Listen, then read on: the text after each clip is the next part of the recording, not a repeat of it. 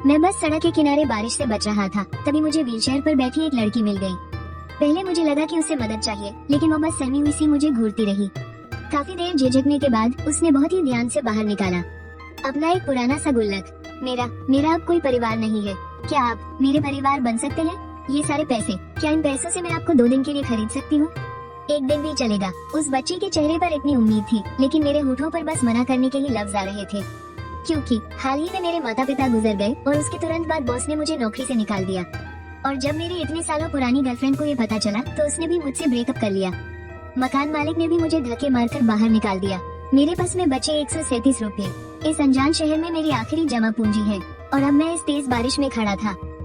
लेकिन अगले ही पल मुझे अचानक अपने सिर के पीछे किसी चीज के चुभने का एहसास हुआ। मैंने पीछे मुड़कर देखा तो मुझे एक बेहद दुबली सी बांह दिखी, जिसकी नसें तक साफ नजर आ रही थी। वो बड़ी मुश्किल से एक छाता पकड़े हुए थी, शायद मुझे बारिश से बचाना चाहती थी। पूरा मुड़ने पर मैंने देखा कि वो व्हीलचेयर पर बैठी वही लड़की थी। वो बहुत ही कमजोर थी और उसका चेहरा एकदम पीला पड़ चुका था। उसके बाल बिखरे हुए थे, लेकिन फिर भी उसकी मासूमियत छुप नहीं रही थी। बारिश से उसका आधा शरीर भीग चुका था, लेकिन उसे कोई परवाह नहीं थी। वो बस जिद में मेरे ऊपर छाता ताने खड़ी थी। उसे मेरे लिए छाता पकड़ने की इतनी कोशिश करते देख मुझे खुद पर ही हंसी आ गई। मैंने कभी नहीं सोचा था कि मेरी हालत इतनी खराब हो जाएगी कि एक व्हीलचेयर वाली बच्ची को मेरी फिक्र करनी पड़े। लेकिन इससे पहले कि मैं सिर झुकाकर उसे शुक्रिया कहता, उसकी व्हीलचेयर पीछे की तरफ फिसलने लगी। तब जाकर मेरा ध्यान गया कि वहाँ ढलान थी। छाते की परवाह किए बिना मैं तुरंत उसके पीछे भागा। जब भी वो बच्ची अपने हाथों से पहियों को रोकने की कोशिश करती, उसकी घबराहट की वजह से व्हीलचेयर और तेज फिसलने लगती। शुक्र है आखिरी पल में मैंने समय रहते उसकी व्हीलचेयर पकड़ ली, लेकिन रफ्तार की वजह से वो छाता हवा में उड़ा और सीधा उस बच्ची के सिर पर जा गिरा। वो एकदम पहियों वाले किसी मशरूम जैसी लग रही थी। मैंने जल्दी से उस मशरूम जैसे छाते को हटाकर देखा। तुम ठीक तो हो ना? बच्ची ने घबराते हुए अपना छोटा सा सिर हिलाया। छोटी, इतनी रात गए तुम अकेली बाहर क्या कर रही हो? लेकिन ये पूछते ही मुझे पछतावा हुआ। ये तो फिल्मों वाले किसी गंदे अंकल का डायलॉग लग रहा था और बिल्कुल वैसा ही हुआ। बच्ची एकदम से डर गई और किसी डरी हुई बिल्ली की तरह अपनी व्हीलचेयर में सिकुड़ गई। मैं तो बस घूमने निकली थी। जल्दी घर जाओ, तुम्हारे घर वाले परेशान हो रहे होंगे। मेरा कोई परिवार नहीं है। मेरी दादी मुझे छोड़कर चली गई। मुझे तुरंत एहसास हुआ कि मैंने गलत सवाल पूछ लिया था और साथ ही एक डरावना ख्याल मेरे दिमाग में घूमने लगा। एक अपाहिज बच्ची जिसका कोई परिवार नहीं है, वो आखिर जिंदा कैसे रहेगी? लेकिन सच कहूँ तो ये मेरी परेशानी नहीं थी, क्योंकि अभी तो मैं खुद का पेट भी नहीं पाल सकता था। शायद मुझे बुरा लग रहा था, इसलिए मैंने खुद उस बच्ची को घर छोड़ने का फैसला किया। उसे लिफ्ट के अंदर पहुंचाकर मैं जैसे ही वापस जाने के लिए पलटा, तभी उस बच्ची ने अपने छोटे से हाथों से मेरी शर्ट का कोना पकड़ लिया। उसकी बात सुनकर मैं मन ही मन मुस्कुराया। ये बच्ची किसी से बात करने में ही इतनी घबराती है, फिर भी इसे इस बात की फिक्र थी कि कहीं मैं भीग न जाऊं। चलो एक काम करते हैं, तुम अपना छाता मुझे दे दो, कल मैं तुम्हें किसी वक्त वापस कर दूंगा। अब जल्दी से अंदर जाओ, इतनी रात को बाहर रहना ठीक नहीं है। लड़की जाहिर तौर पर थोड़ी और डर गई थी, लेकिन उसकी उंगलियों ने जिद से मेरे कपड़ों का कोना नहीं छोड़ा। मैं समझ गया था, वो इस अनाड़ी तरीके से मुझे रोकना चाहती थी।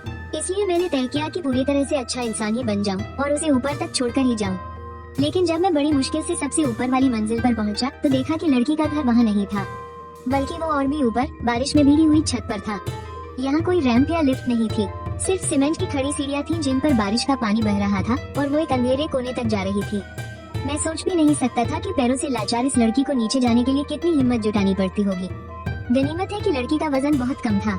मैंने बहुत ही आसानी से उसे और उसकी व्हीलचेयर को एक साथ छत पर पहुंचा दिया। चाबी से दरवाजा खोलने के बाद मेरी नजर सीधे लिविंग रूम के बीचों बीच रखी एक ब्लैक एंड व्हाइट तस्वीर पर पड़ी। तस्वीर में एक बूढ़ी दादी बहुत ही प्यार से मुस्कुरा रही थी, लेकिन दरवाजे के पास अभी भी कूड़े की कुछ थैलियाँ पड़ी थी जिन्हें फेंका नहीं गया था। आखिरकार उसके लिए साफ सफाई करना ही बहुत मुश्किल काम था, तो सीढ़ियों से नीचे जाकर कूड़ा फेंकना तो दूर की बात है। लेकिन जैसे जैसे मुझे ये बात समझ आ रही थी, मेरे मन की उलझन और भी गहरी होती जा रही थी। इतनी डरपोक लड़की आधी रात को बाहर क्यों गई होगी? जब मैं मुड़कर जाने लगा तो लड़की ने अचानक सहमी हुई आवाज में बहुत ही नासमझी भरे अंदाज में मुझसे पूछा, जब तुम आ ही गए हो तो अब जा क्यों रहे हो? ये सुनकर मैं एकदम से सुनना पड़ गया, लेकिन जब मैंने उसकी तरफ देखा तो उसकी मासूम आंखों ने मेरे दिमाग के सारे गंदे ख्यालों को दूर कर दिया। तब जाकर मुझे एहसास हुआ कि इस लड़की की समझ में यकीनन कोई दिक्कत है। उसे इस बात का जरा भी अंदाजा नहीं था कि किसी अजनबी आदमी को घर लाना कितना खतरनाक हो सकता है। इसलिए मैंने थोड़ा झुककर उसे समझाया, किसी अजनबी को घर लाना बहुत खतरनाक होता है, खासकर मेरे जैसे अनजान आदमी को। वो लड़की ऐसे बर्ताव कर रही थी जैसे किसी छोटे बच्चे ने कोई बड़ी गलती कर दी हो। वो अचानक से घबरा गई। मैंने नहीं, तुम पहले इंसान हो, और हाँ, मैं बालिग हूँ। मेरे पास मेरा पहचान पत्र है। सिर्फ आखिरी बात उसने बिना अटके बहुत तेजी से बोली। वो असल बात तो समझ ही नहीं रही थी ना। मैंने जानबूझकर अपना चेहरा सख्त बनाया। बात तुम्हारे बालिग होने की नहीं है। मुझसे वादा करो कि आइंदा कभी किसी अजनबी आदमी को अपने घर नहीं लाओगी। जब मैं ये कहकर पलटने लगा तो उसने फिर से मेरे कपड़ों का कोना पकड़ लिया। अगर तुम नहीं जाओगे तो इसका मतलब ये नहीं होगा कि मैंने अगली बार किसी अजनबी को घर बुलाया है। मैंने एक गहरी सांस ली। मुझे सिर्फ इस बात की सिरदर्दी नहीं थी कि मैं उसे अपनी बात नहीं समझा पा रहा, बल्कि मैं उसके उस अकेलेपन के दर्द को भी महसूस कर पा रहा था। लेकिन मैं भी कोई साधु संत तो हूँ नहीं। ऊपर से मेरे सामने एक ऐसी लड़की थी जो अपना बचाव भी नहीं कर सकती। क्या पता मेरे अंदर का शैतान कब जाग जाए। एक बर्बाद जिंदगी ही काफी है। कम से कम इसके कीड़े किसी और की जिंदगी पर तो नहीं रेंगने चाहिए। मेरी बात सुनो। मुझे पता है कि तुम्हें अभी किसी के साथ की जरूरत है, लेकिन अगर मैं आज रुक भी गया तो कल का क्या? मुझे अपना पेट पालने के लिए पैसे कमाने हैं। मैं हमेशा के लिए यहाँ नहीं रह सकता। मैं जानता हूँ कि मेरी बातें बहुत कड़वी लग रही हैं, लेकिन तुम्हें अकेले जीना सीखना होगा। उसके सिर को और नीचे झुकते हुए देखकर मुझे एहसास हुआ कि मैं कुछ ज्यादा ही सख्त हो गया हूँ। देखो, मुझे पालने के लिए कोई अमीर औरत तो है नहीं। मैं खुद यहाँ भूखा मर रहा हूँ। ऐसा करते हैं, जब मैं अपने पैरों पर खड़ा हो जाऊंगा तब सोचेंगे। किसे पता था कि मेरी ये बात सुनते ही उसकी आंखों में अचानक एक चमक आ जाएगी। वो जल्दी से अपनी व्हीलचेयर को धकेलते हुए बेडरूम में ले गई और थोड़ी ही देर में वो अपना टूटा फूटा गुल्लक लेकर बाहर आई और बोली, मैं तुम्हारा खर्चा उठाऊंगी, बस इतने से पैसे। ये कितने दिन चलेंगे? लड़की की आवाज धीमी होती गई। साफ था कि उसे पता था इतने कम पैसों से एक मछली भी नहीं पाली जा सकती, लेकिन फिर भी उसने जिद में अपना गुल्लक मेरे सामने कर दिया। उस बच्ची को अपनी आखिरी उम्मीद पर दांव लगाते देख मुझे समझ नहीं आया कि क्या कहूँ, लेकिन मैं हालात की गंभीरता समझ चुका था। शायद ये पैसे ही उसकी आखिरी जमा पूंजी थे। अगर मैंने उसे ऐसे ही छोड़ दिया तो वो शायद इस कमरे में भूखी ही मर जाएगी और किसी को पता भी नहीं चलेगा। इसलिए मैंने कड़क आवाज में उससे पूछा, तुम्हारे मम्मी पापा कहाँ हैं? मुझे सच सच बताना। मम्मी पापा ने मुझे छोड़ दिया, वो विदेश चले गए। दादी से भी बात नहीं हो पा रही। मेरे कड़क लहजे से वो बच्ची डर के मारे कांपने लगी, लेकिन फिर भी हकलाते हुए उसने मुझे जवाब दिया। ये सुनकर मेरे अंदर एक गहरी लाचारी सी भर गई। मुझे कुछ ना बोलता देख उसने फिर से जिद करते हुए अपना गुल्लक मेरी तरफ बढ़ा दिया। हालांकि उसके हाथ दर्द से कांप रहे थे, फिर भी उसकी नजरें मुझ पर टिकी थी। मैं तुम्हें 2 दिन के लिए खरीद रही हूँ, एक दिन भी चलेगा। इंसानों को खरीदा या बेचा नहीं जा सकता। लेकिन मम्मी तो हमेशा कहती थी कि वो मुझे बेच देंगी। उस बच्चे की बातें मेरे सीने में जंग लगी कील की तरह चुभ गई। मेरा मन किया कि उसके घटिया माँ बाप को जाकर बुरी तरह पीटूं, और शायद मेरी इस खामोशी से उस बच्ची को अपना जवाब मिल गया। इतने दिनों से दबा हुआ उसका दर्द आखिर छलक ही पड़ा। मुझे माफ कर दो, मुझे बहुत डर लग रहा है। उसके बेजान पैरों पर आंसुओं की मोटी मोटी बूंदें गिरने लगी। ये देखकर मेरे तो जैसे होश ही उड़ गए। अरे रुको रुको रुको, रोना बंद करो, हम आराम से बात कर सकते हैं ना? मुझे लगा नहीं था कि मेरी ये बात पॉज बटन की तरह काम करेगी। वो बच्ची तुरंत चुप हो गई, लेकिन उसकी आंखों से टप टप आंसू गिरते रहे और उसने अपना मुंह ऐसे फुला लिया जैसे इंटरनेट का कोई मैं बहुत खतरनाक हूँ वाला मीम हो। देखने वाले को तो यही लगता कि सारी गलती मेरी है। हार मानकर मुझे ही पूछना पड़ा, महारानी जी बताइए मुझे क्या करना है? मुझे खाना खाना है। सच कहूँ तो पूछने से पहले मैंने खुद को हर मुश्किल काम के लिए तैयार कर लिया था, लेकिन मैडम ने बड़ी मुश्किल से बस 7 खाने की फरमाइश की। क्या नहीं बना सकते? अरे खाना ही तो बनाना है, ये कौन सी बड़ी बात है?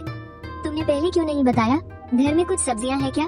गाजर और अंडे। हाँ याद आया, राइस कुकर में थोड़े चावल भी हैं। इतना बोलकर उसने डरते हुए अपना सिर झुका लिया। उसे इस तरह घबराया हुआ देखकर मैंने ज्यादा कुछ नहीं सोचा। मुझे लगा शायद वो बस शर्मा रही है। मैं बिना कुछ सोचे समझे सीधा किचन में गया, दिमाग में एग फ्राइड राइस बनाने का मस्त प्लान लेकर। लेकिन वहाँ पहुँचते ही मैंने देखा किचन में एक चिमनी के अलावा बस कोने में पड़े कुछ अंडे थे और एक सूखी हुई गाजर, साथ में 2 पुरानी घिसे पिटे बर्तन। सच कहूँ तो वहाँ की हालत देखकर रोना आ रहा था, पर शुक्र है कि तेल, नमक और मसाले सब मौजूद थे। एक सिंपल सा फ्राइड राइस बनाना मेरे बाएं हाथ का खेल था।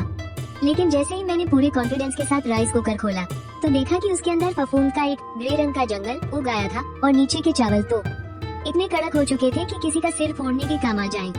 मैंने एक गहरी सांस ली और मेरी आंखें इस कांड की जिम्मेदार उस लड़की को ढूंढने लगी तो देखा कि कोई चुपचाप अपनी व्हीलचेयर घुमाकर वहाँ से खिसक रही थी। चुपचाप अपने कमरे में खिसकने की तैयारी कर रही हो। रुको वहीं। उस लड़की का शरीर अचानक सुन्न पड़ गया। भागना तो चाहती थी पर हिम्मत नहीं हुई, बस बेचारी सी शक्ल बनाकर मुझे देखने लगी। उसकी वो मासूम सी सूरत देखकर मेरे गुस्से की भी हंसी छूट गई। इधर आओ, जरा मुझे भी समझाओ। इसे बासी चावल कहते हैं। ये तो ठीक है, लेकिन तुमने ये नहीं बताया कि ये कितने दिन पुराने हैं। सच सच बताओ, ये चावल कितने दिनों से यहाँ पड़े हैं? मतलब तुम्हारे इस हुनर की दाद देनी पड़ेगी। सिर्फ 3-4 दिनों में तुमने इतनी बढ़िया फफूंद उगा दी। ये राइस कुकर ही मेरी बात नहीं मानता। उसे ऐसे धीरे धीरे बुदाबुदाते और मुंह बनाते देखकर मैंने सोच लिया कि मेरी ही किस्मत खराब है। लेकिन बर्तन धोते धोते अचानक मुझे एक और भी भयानक बात का एहसास हुआ। तुमने कितने दिनों से कुछ खाया नहीं है? लड़की ने सिर झुका लिया और तभी उसके पेट से गुड़ गुड़ की आवाज आने लगी। अब मुझे सब समझ आ गया था। तो ये बात है, भूख के मारे इस महारानी की जान निकल रही थी। ये सोचते ही मैंने जरा भी देर नहीं की और फटाफट बर्तन चमका दिए। और वो लड़की चुपचाप हॉल में बैठी इंतजार करती रही, बस बीच बीच में झांक कर मेरी तरफ देख लेती। या यूं कहूँ, उसकी नजरें सीधे राइस कुकर पर गड़ी थी। करीब 20 मिनट बाद मैं खुशबूदार फ्राइड राइस का कटोरा लेकर बाहर आया, पर मैंने देखा कि इस कमरे में तो खाना खाने के लिए कोई मेज ही नहीं है। लेकिन तभी उसने किसी जादूगर की तरह एक फोल्डिंग टेबल और मैट निकाल कर रख दिया। मैंने उसे चम्मच दिया और उसने बिना कोई पल गनवाए एक बड़ा सा चम्मच भरकर उठाया, बिना फूके ही सीधा मुंह में डाल लिया।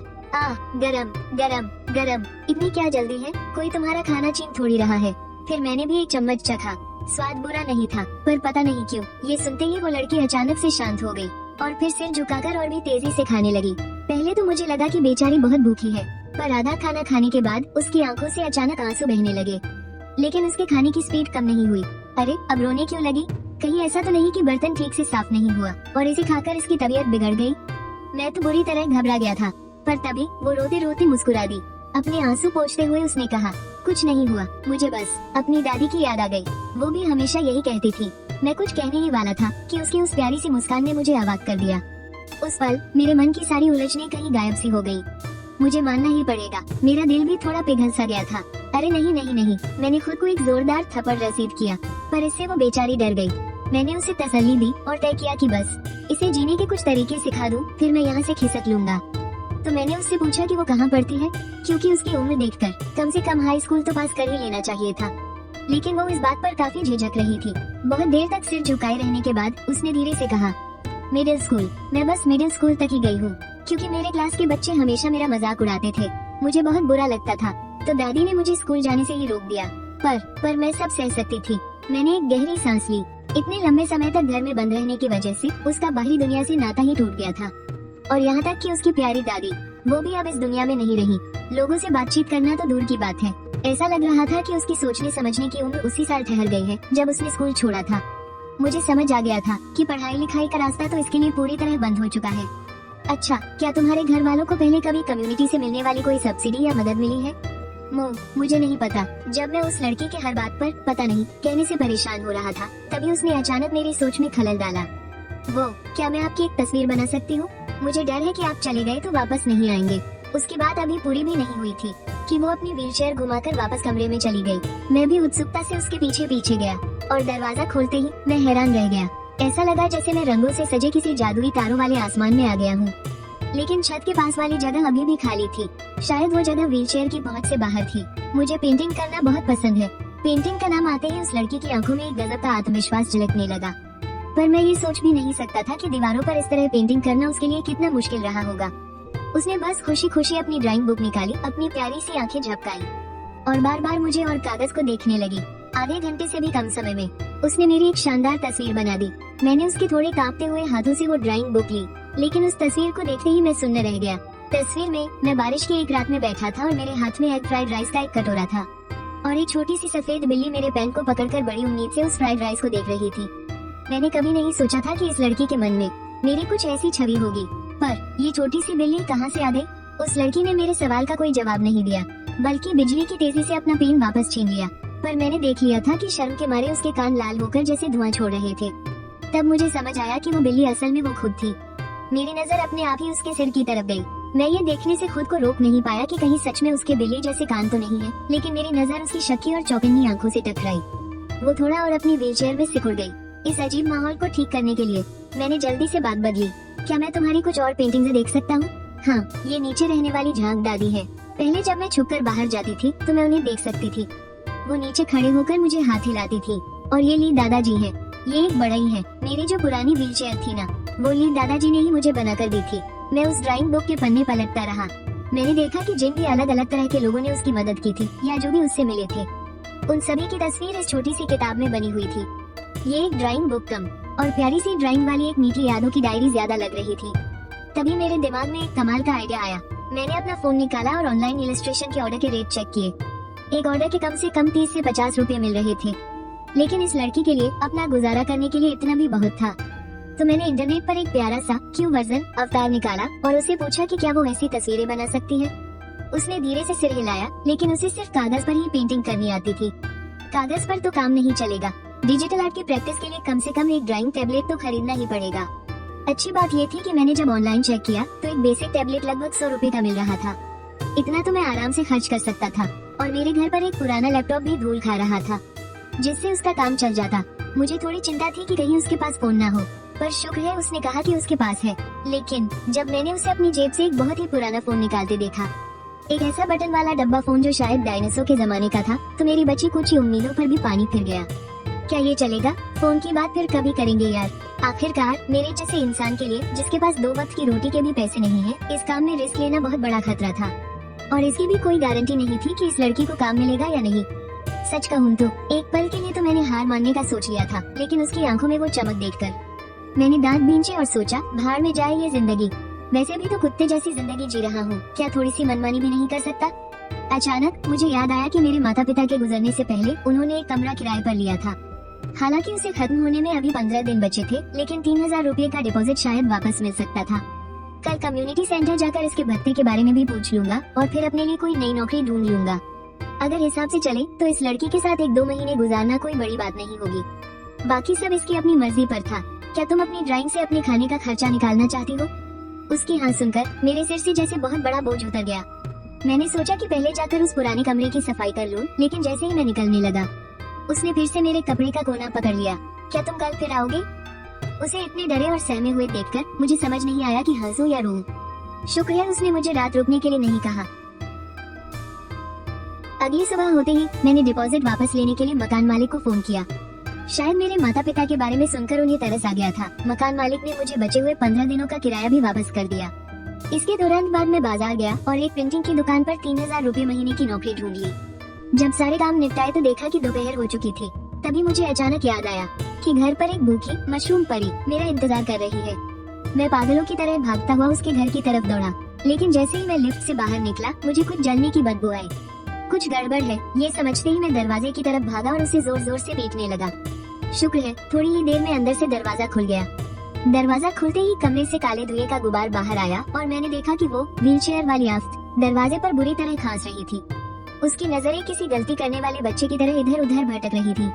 वो तुम आ गए? उसे ठीक देखकर मेरी जान में जान आई।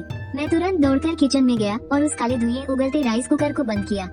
जैसे ही मैंने उसका ढक्कन हटाया, मेरे पास बोलने के लिए कोई शब्द ही नहीं बचे। कुकर पूरी तरह से सूख चुका था, उसमें पानी की एक बूंद भी नहीं थी। यहाँ तक कि उसका तला भी जलकर कोयला हो गया था। मैंने पीछे मुड़कर देखा और वहाँ से खिसकने की कोशिश कर रही उस मशरूम परी को रंगे हाथों पकड़ लिया।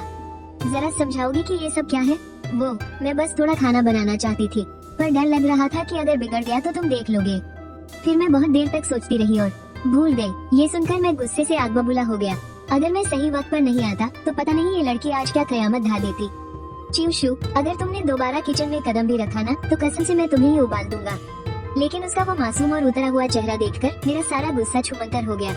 चलो चलो जाकर बाहर घूमो, खाना बन जाएगा तो बुला लूंगा। चिवशु ने बस हम कहा और अपनी व्हीलचेयर घुमाकर किचन से बाहर चली गई। खाना खाने के बाद चिवशु अपने हल्के से फूले हुए पेट पर हाथ फेर रही थी। वैसे उसने कुछ ज्यादा नहीं खाया था, आम लोगों से 2-3 गुना कम ही खाया होगा। बस उसका पेट बहुत जल्दी भर जाता था। उसे ऐसे देखकर मैं उसे छेड़ने से खुद को रोक नहीं पाया। देखो जरा, खा खाकर तुम्हारा पेट कितना गोल मटोल हो गया है। क्या बाहर जाकर थोड़ी सैर करना चाहोगी ताकि खाना पच जाए? चिवशु ने चुपचाप हाँ में सिर हिला दिया, लेकिन फिर जब उसे मेरी बात समझ आई तो उसने तुरंत अपना पेट छुपा लिया। मेरा पेट गोल नहीं है। मैंने गौर किया कि हालांकि वो अभी भी धीरे धीरे बोलती है, लेकिन कम से कम पहले की तरह अटकती नहीं है। फिर मैंने चिवशु से अपने सारे जरूरी कागजात साथ रखने को कहा, क्योंकि हम सिविल दफ्तर जाने वाले थे। सिविल अफेयर्स ब्यूरो के ये 3 शब्द सुनते ही चिवशु तुरंत घबरा गई।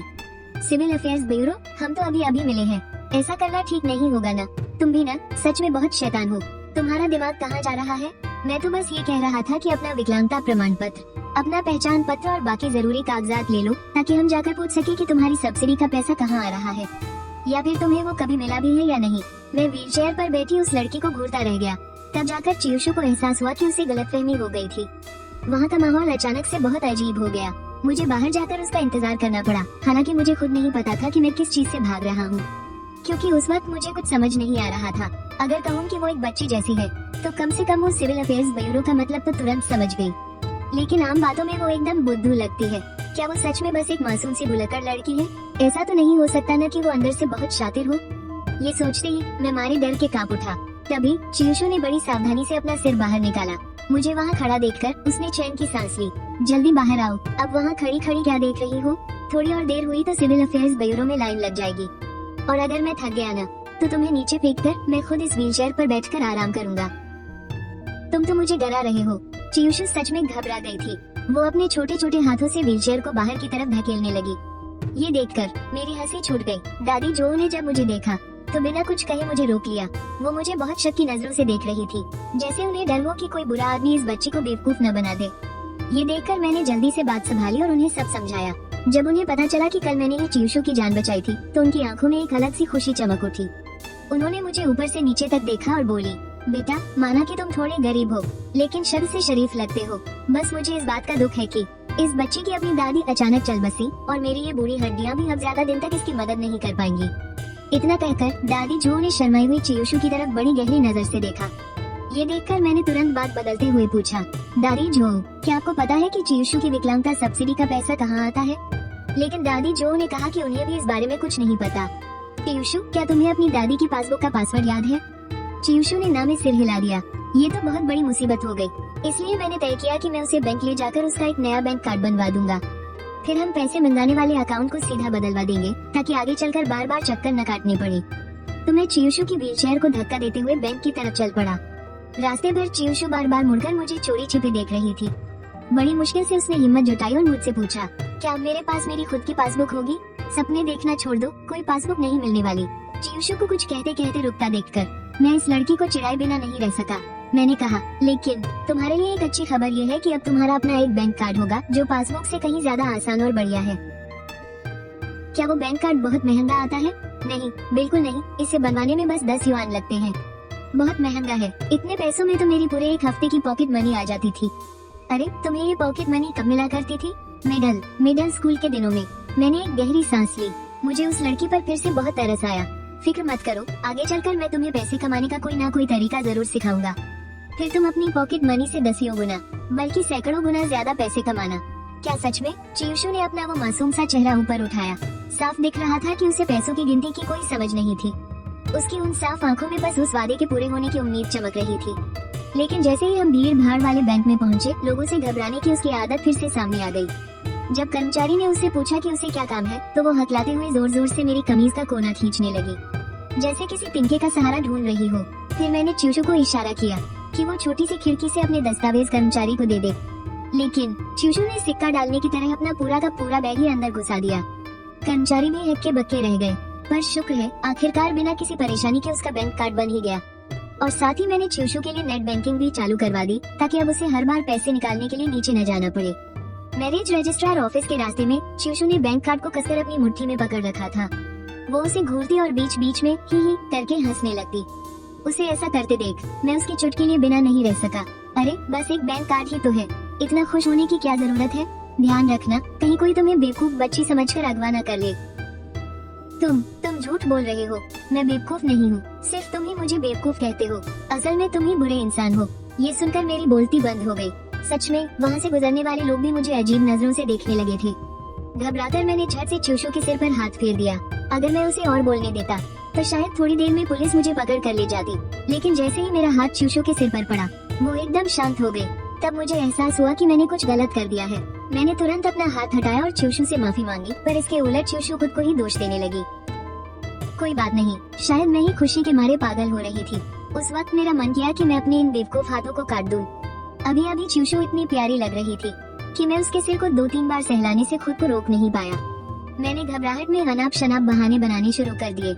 मुझे लगा कि मैं बात घुमाने में कामयाब हो गया हूँ, लेकिन कुछ सेकंड सोचने के बाद चियूशू ने अचानक पूछ ही लिया, तो फिर तुमने मेरे सिर पर हाथ क्यों फेरा?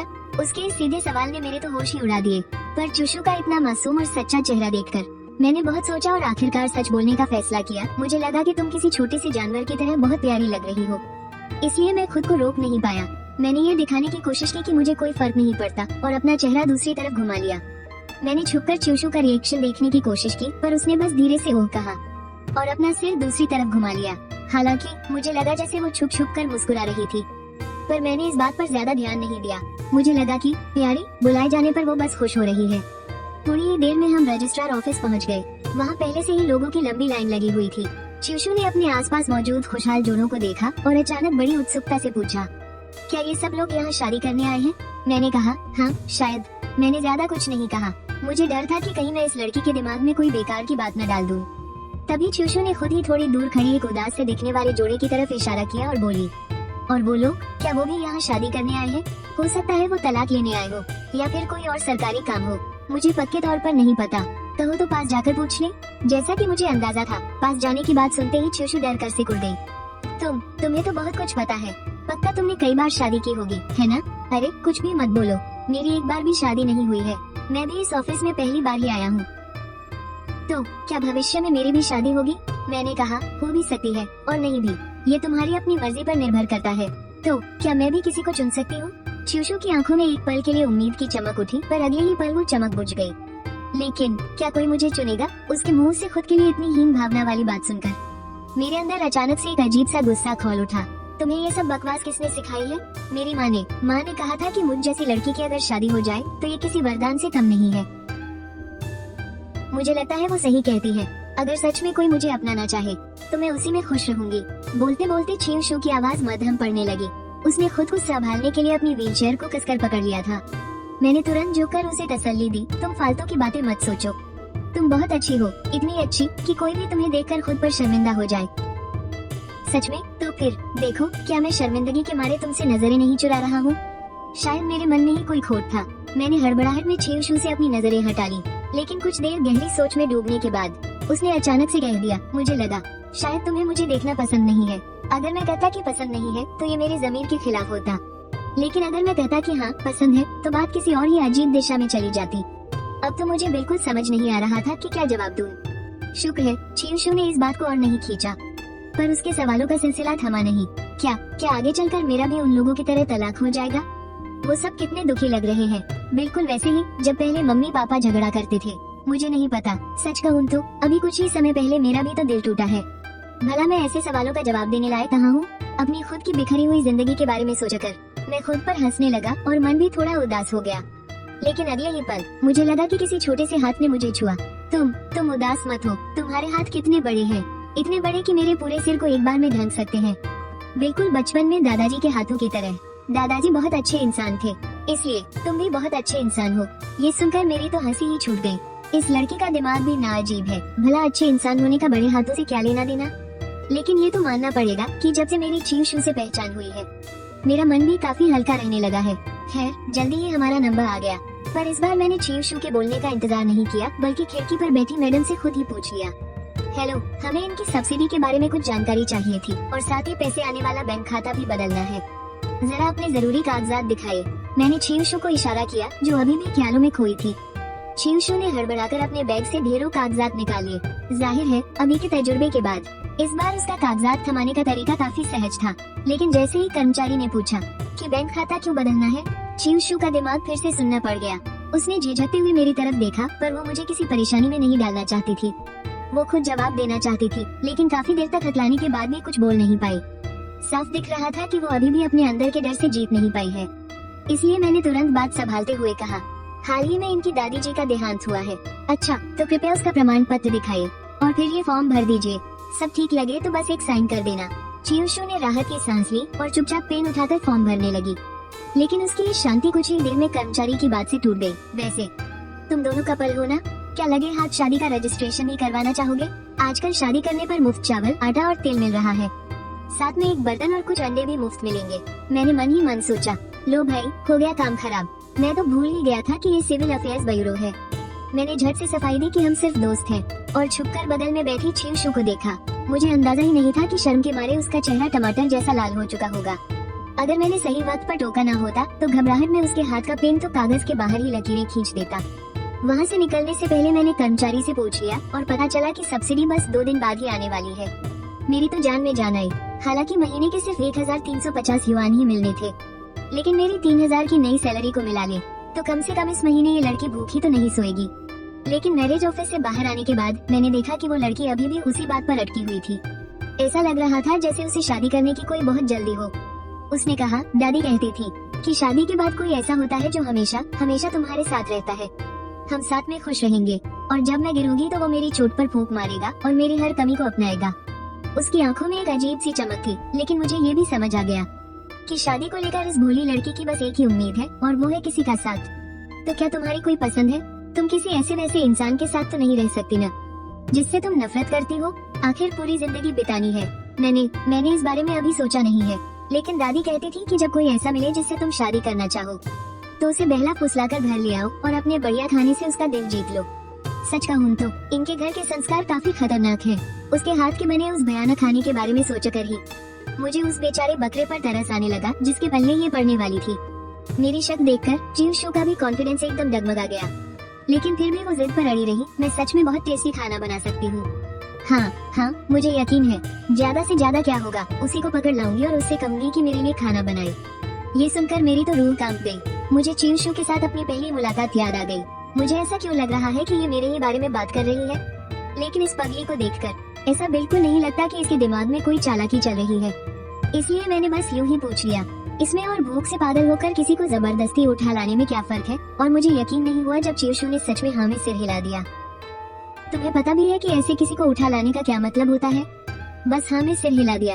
ली दादी ने कहा था, इसका मतलब है किसी नौजवान और तगड़े आदमी को पकड़कर घर ले आना और फिर उसे चूमना। हे भगवान, ये बुढ़िया भी न जाने इस भोली लड़की को क्या क्या पट्टियाँ पढ़ाती रहती है। चिंशू के कानों को लाल होता देखकर मुझे तुरंत समझ आ गया कि मामला बहुत गड़बड़ है। क्या तुम सच में इसका मतलब समझती हो? हाँ, पता है, मैं अब कोई बच्ची नहीं हूँ, मुझे सब समझ आता है। चिंशू ने शर्म से अपना सिर और भी झुका लिया, लेकिन फिर भी वो अपनी बात पर अड़ी रही। मुझे पता है कि कल रात तुम्हें अपने घर ले आना गलत था। उस वक्त तुम बिल्कुल मेरी तरह लग रहे थे। मुझे लगा कि तुम्हें भी किसी के साथ की जरूरत है। एक पल के लिए तो मेरी सांसें ही रुक गई। उसकी व्हीलचेयर को काफी दूर तक धकेलने के बाद मुझे होश आया कि इस लड़की को शुरू से ही पता था कि मैं इसके साथ कुछ भी गलत कर सकता था, लेकिन मैं बस ये चाहती थी कि कोई मेरे साथ रहे। चिंशू की यह बेबसी और खुद को दांव पर लगाने की जिद बिल्कुल मेरे पुराने रूप जैसी थी, लेकिन उसे इस हाल में देखकर मेरे अंदर का गुस्सा और भी भड़क उठा। किसने कहा तुमसे कि किसी का साथ पाने के लिए ये सब करना पड़ता है?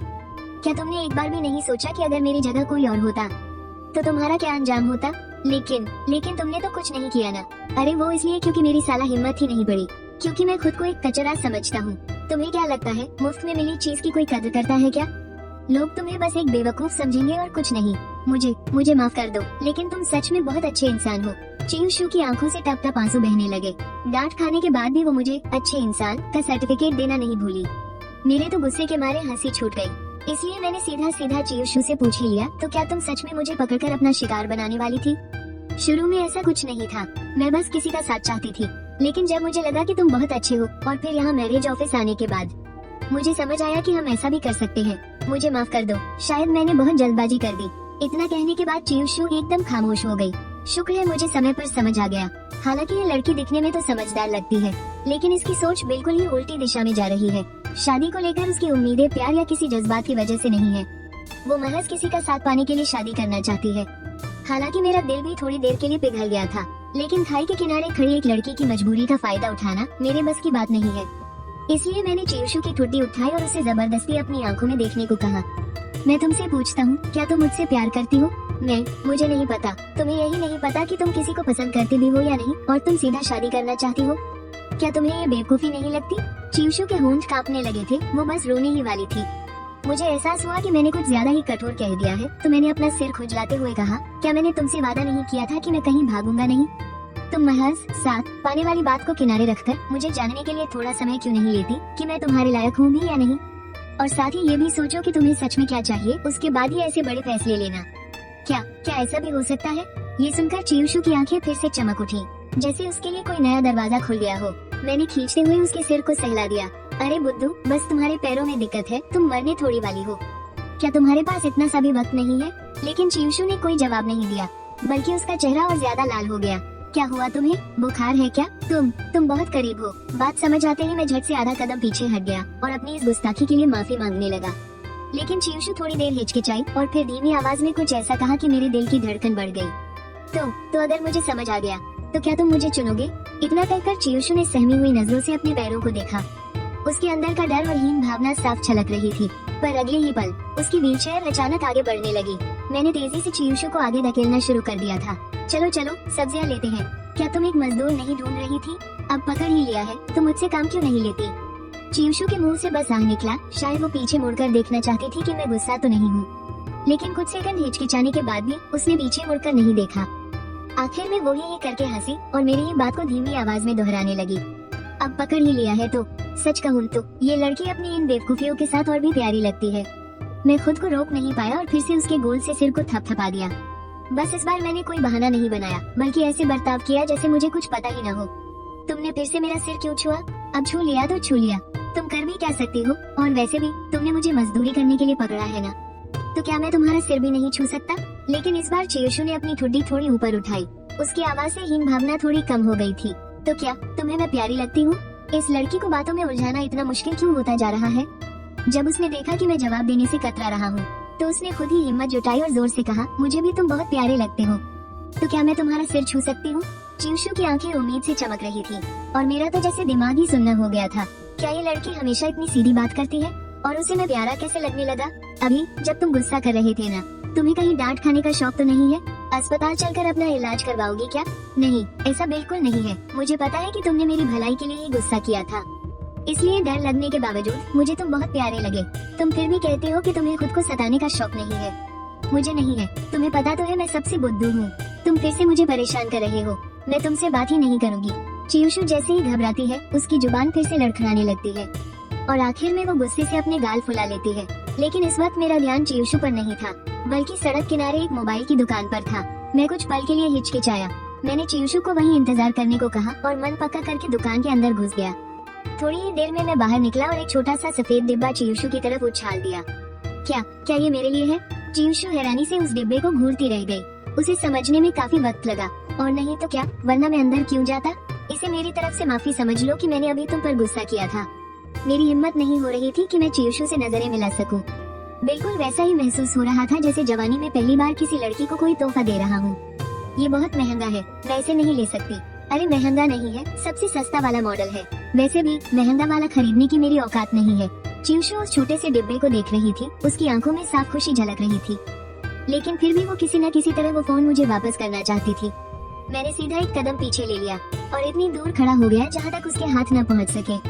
हैरानी की बात थी कि चियुशु अपनी व्हीलचेयर धकेलती हुई मेरे पीछे आने लगी। मुझे डर था कि कहीं वो गिर न पड़े, इसलिए मैंने उसे बातों में उलझाना शुरू किया। चियुशु, तुमने खाना बनाने के लिए मुझ जैसे मजदूर को तो रख ही लिया है। अब इस मजदूर ने तुम्हें एक फोन ला कर दिया है ताकि जब भी तुम्हें भूख लगे तुम मुझे बुला सको और मैं भागकर घर आ सकूं। तो क्या तुम्हें इसे रख नहीं लेना चाहिए? क्या सच में ऐसा है? हाँ, 100% ऐसा ही है। और वैसे भी आगे चलकर पैसे कमाने के लिए तुम्हें इसकी जरूरत पड़ेगी। ज्यादा से ज्यादा क्या होगा, जब तुम पैसे कमाने लगो तो मुझे वापस कर देना, ठीक है? मेरी इतनी सारी दलीलों के बाद आखिरकार चियुशु ने झिझकते हुए वो फोन रख ही लिया। लेकिन उसने कसम खाते हुए कहा कि भविष्य में पैसे कमाने के बाद वो मुझे इसके पैसे जरूर लौटा देगी। मैंने देखा कि अब काफी देर हो चुकी थी, तो मैं वापस उसकी व्हीलचेयर धकेलने लगा, सब्जियां खरीदने और खाना बनाने की तैयारी के लिए। जैसे ही खाने का जिक्र हुआ, चियुशु के चेहरे पर अचानक चमक आ गई। लेकिन अगले ही पल उसे शायद कुछ याद आया और वो अचानक से घबरा गई। कहीं ऐसा तो नहीं कि तुमने मुझे फोन इसलिए खरीद कर दिया है ताकि तुम मुझे छोड़कर जा सको? तुम कब तक मेरे साथ रहोगे? पहले पेट भर के खा लो, फिर पूछना। पतझड़ के दिनों में शाम जल्दी ढलने लगती है। छत की उस छोटी सी खिड़की से झांकती हुई रात एक अजीब सा सुकून दे रही थी। चियुशु ने संतुष्टि से अपने हल्के से फूले हुए पेट को ताना और एक लंबी अंगड़ाई ली। उसकी पतली सी टी शर्ट के नीचे से उसकी गोरी और नाजुक कमर की एक झलक दिख गई। उसका वो दुबला पतला शरीर उसकी इस अंगड़ाई में पूरी तरह से नजर आ रहा था। मुझे अक्सर लगता है कि ये लड़की अब मेरे सामने पहले से कहीं ज्यादा सहज महसूस करने लगी है।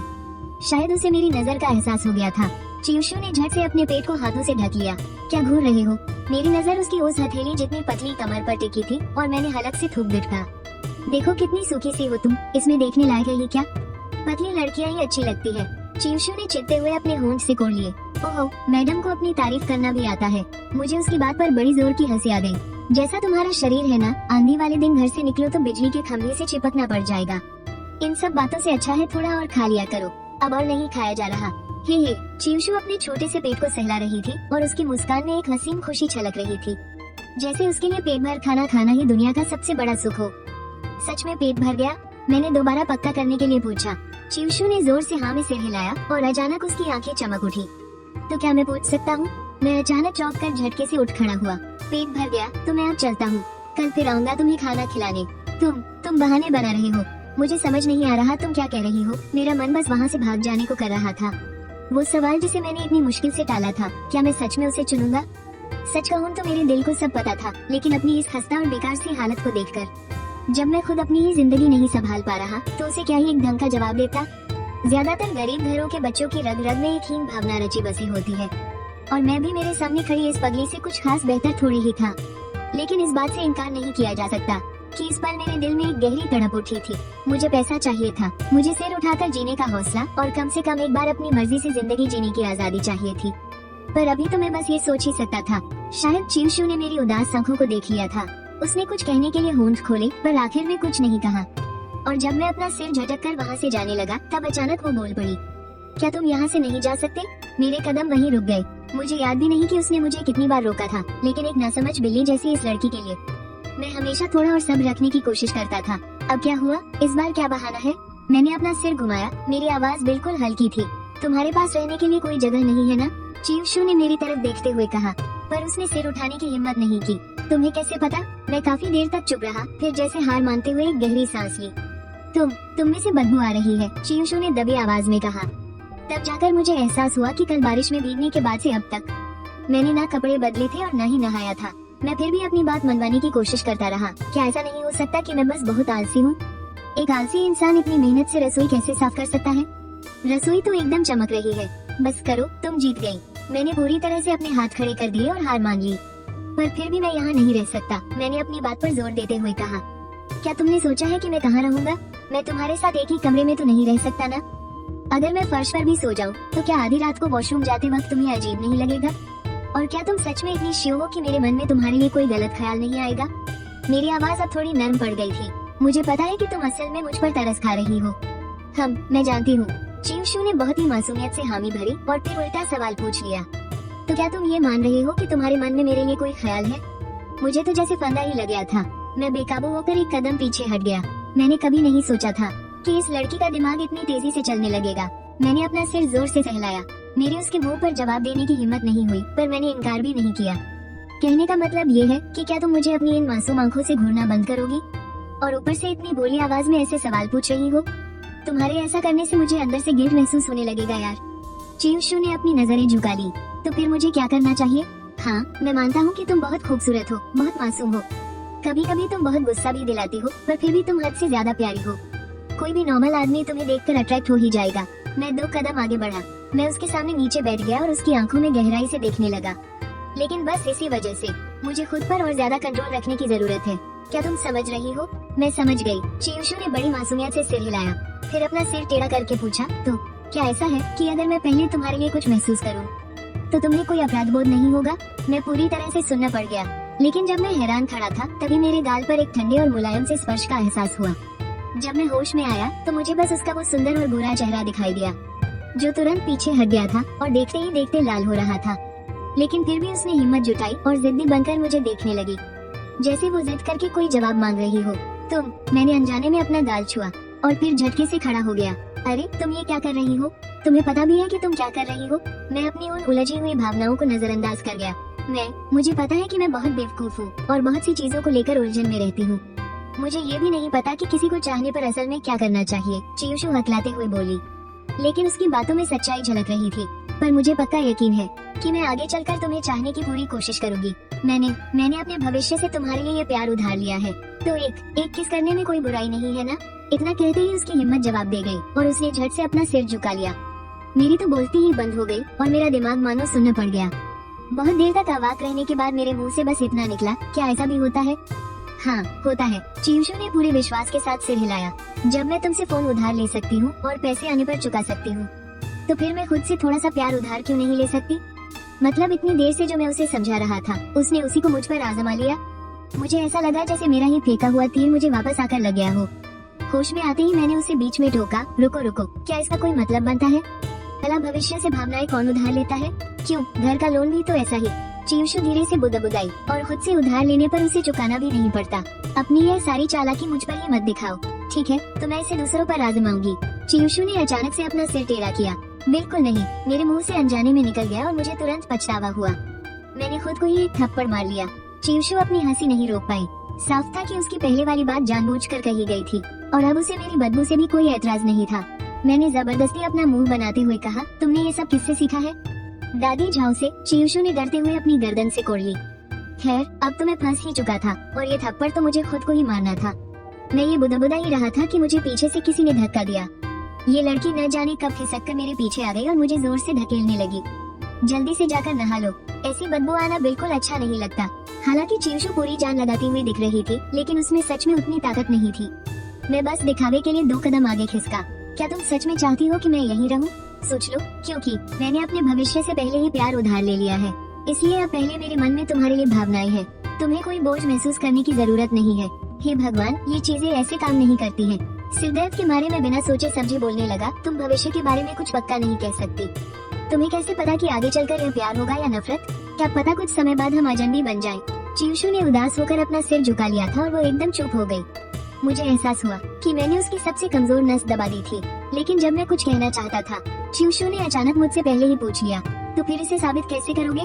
क्या हम एक बार और ऐसा कर सकते हैं? तुम्हें तो इसकी आदत ही पड़ गई है ना? मेरा तो दिमाग ही सुन्न हो गया। मैंने उसी वक्त अपने दोनों हाथ ऊपर कर दिए और हार मान ली। ठीक है, मुझे यकीन हो गया।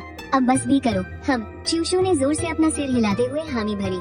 वो थोड़े नखरे तो दिखा रही थी, लेकिन ये भी साफ था कि वो मेरी बात समझ रही है। बस ये पक्का नहीं था कि उसने मेरी कितनी बात मानी है। तो क्या तुम तब तक यहीं रह सकते हो जब तक तुम्हें कोई और घर न मिल जाए? वैसे भी रहना तो कहीं ना कहीं है ही। वो बड़ी ही मासूमियत भरी नजरों से मुझे देख रही थी। क्या तुम मुझे कोई वजह दे सकती हो? ऐसी वजह जो मुझे यहाँ रुकने के लिए मना सके। मैंने एक गहरी सांस ली। एक तरफ तो मैं उसकी जिद के आगे बेबस था और दूसरी तरफ मुझे खुद को भी मनाने के लिए एक बहाना चाहिए था। चियुशु काफी देर तक चुप रही। फिर उसने दबी हुई आवाज में लेकिन पूरे हक से कहा, मैं नहीं चाहती कि कोई और तुम्हें मुझसे छीन ले। तुमने तो सच में मेरे मुंह की बात छीन ली। मेरे मुंह से बड़ी मुश्किल से बस एक ही लफ्ज निकला, तुम झूठ तो नहीं बोल रही ना? चियुशु ने अपनी बड़ी बड़ी आंखें और भी चौड़ी कर ली। मेरी तो उससे नजरें मिलाने की भी हिम्मत नहीं हुई। मैंने झट से कोने में रखा अपना सामान उठाया और सीधे बाथरूम की तरफ भाग गया। मैं नहाने जा रहा हूँ और इसके साथ ही बाथरूम का दरवाजा जोर से बंद हो गया। अंदर से पानी गिरने की आवाज आई और साथ ही मेरी एक जोरदार चीख भी। अरे बाप रे, पानी बहुत ठंडा है। 10 मिनट बाद मैं साफ कपड़े पहनकर बाहर निकला तो देखा कि जमीन पर पड़े व्हीलचेयर के निशान किसी ने साफ कर दिए थे और चियुशु न जाने कब से जमीन पर ही बैठी हुई थी, बस चुपचाप मेरा इंतजार कर रही थी। मैंने तौलिए से अपने बाल पोंछते हुए पूछा, तुमने फर्श साफ कर दिया और तुम अपनी व्हीलचेयर से नीचे क्यों आ गई? मुझे बाहर आता देख चियुशु का चेहरा खिल उठा। उसने अपना सिर उठाया और बड़े प्यार से कहा, नीचे बैठने से मैं तुम्हारे थोड़ा और करीब जो आ जाती हूँ। मुझे लगा जैसे मेरी तो धड़कन ही रुक गई हो। इस लड़की की बातें सीधे दिल पर तीर की तरह लगती है। अरे भाई, मुझे जिंदा रहने दोगी या नहीं? मैंने किसी तरह अपने धड़कते दिल को काबू में किया। मैं चुपचाप जाकर उसके पास बैठ गया। तभी मेरी नजर उस छोटी सी मेज पर पड़े फोन के डिब्बे पर गई। उस पर लगी प्लास्टिक की पन्नी भी नहीं हटी थी। क्या तुम ऐसे ही खाली बैठी मेरा इंतजार कर रही थी? हाँ, तो क्या हुआ? चियुशु को इसमें कुछ भी अजीब नहीं लगा। मैं सोच भी नहीं सकता था कि उसकी रोज की जिंदगी कितनी अकेली और उबाऊ होती होगी। मैंने बेइरादा ही उसकी तरफ देखा। तब जाकर मुझे एहसास हुआ कि व्हीलचेयर पर बैठी रहने वाली ये लड़की असल में कितनी नाजुक और छोटी सी है। क्या तुम अपना मन बहलाने के लिए कुछ और नहीं कर सकती? ऐसे ही खाली बैठे रहना कितना उबाऊ होता है ना? चियुशु बोली, मेरे दिमाग में तो बस यही चल रहा था कि तुम मेरे पास बैठे हो। मुझे जरा भी बोरियत नहीं होती। चियुशु ने अपना सिर उठाकर मेरी तरफ देखते हुए कहा। उसकी उन चमकती हुई बड़ी बड़ी आंखों में सब कुछ साफ पड़ा जा सकता था। मुझे तो उसे देखकर कुछ कर गुजरने का मन होने लगा। मैंने झट से बात पलट दी। अगर ऐसी बात है तो तुम्हें फोन चलाना जरूर सीखना चाहिए। देखो जरा, खाली बैठे बैठे तुम्हें भ्रम होने लगे हैं। उसने मासूमियत से पूछा, क्या सच में ऐसा है? हाँ, बिल्कुल ऐसा ही है, मैंने पक्के तौर पर कहा। खैर ये सब छोड़ो, ये नया फोन देखो। मैंने फोन का डिब्बा उठाया और सीधे उसकी गोद में रख दिया। चियुशु ने डिब्बे को अपने हाथों में लिया और उसे उलट पुलट कर देखने लगी। उसने अपने नाखूनों से उसे खोलने की कोशिश की। जब पन्नी नहीं पड़ी तो उसने हद ही कर दी। वो उसे सीधे अपने दांतों से काटने ही वाली थी। अरे, क्या तुम चाबी से इसे नहीं खोल सकती? मैंने अपना माथा पीट लिया। चियुशु ने मेरी बात मानी और चाबी निकालकर उसमें चुभा दी। फट की आवाज के साथ डिब्बे की पैकिंग खुल गई। अंदर एक चमचमाती हुई काली स्क्रीन वाला फोन रखा था। उसने बड़ी ही सावधानी से उसे अपने हाथों में उठाया। फोन को देखते ही उसकी बड़ी बड़ी आंखें और भी चमक उठी। पसंद आया? मैंने उसकी उस खुशी को देखते हुए पूछा। मेरे चेहरे पर अपने आप एक मुस्कान आ गई। मुझे बहुत पसंद आया, उसने कहा। चियुशु ने धीरे से सिर उठाकर मेरी तरफ देखा। उसकी वो बड़ी बड़ी टिमटिमाती आंखें बस मुझे ही घूरे जा रही थी। पसंद आया तो जल्दी से खोलकर देखो ना। मैंने झिझकते हुए अपना चेहरा दूसरी तरफ घुमा लिया। मेरी धड़कनें बेकाबू होकर तेज हो गई। ये लड़की भी ना अपनी मासूमियत को ऐसे इस्तेमाल करती है जैसे कोई बड़ा हथियार हो। किसी लड़की का इतने करीब से घूरते हुए पसंद है कहना कसम से किसी परमाणु बम के फटने से कम नहीं होता। शुक्र है कि आजकल के स्मार्टफोन चलाना कोई रॉकेट साइंस नहीं है, बस चालू करने वाले ट्यूटोरियल नहीं। चियुशु को इसके सारे बेसिक फीचर समझा दिए। मुझे लगता है कि मैं सीख गई। उसने बहुत खुशी से मेरी तरफ देखा। उसके चेहरे पर साफ साफ लिखा था, जल्दी से मेरी तारीफ करो। अरे वाह, तुम तो बहुत होशियार हो।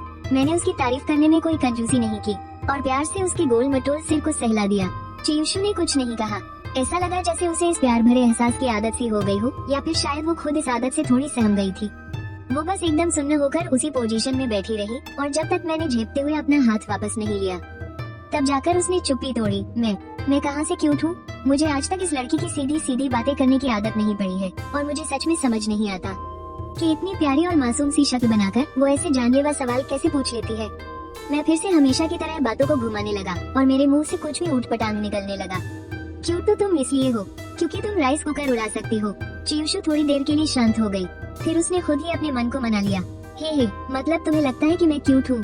अब ऐसे पागलों की तरह मुस्कुराना बंद करो।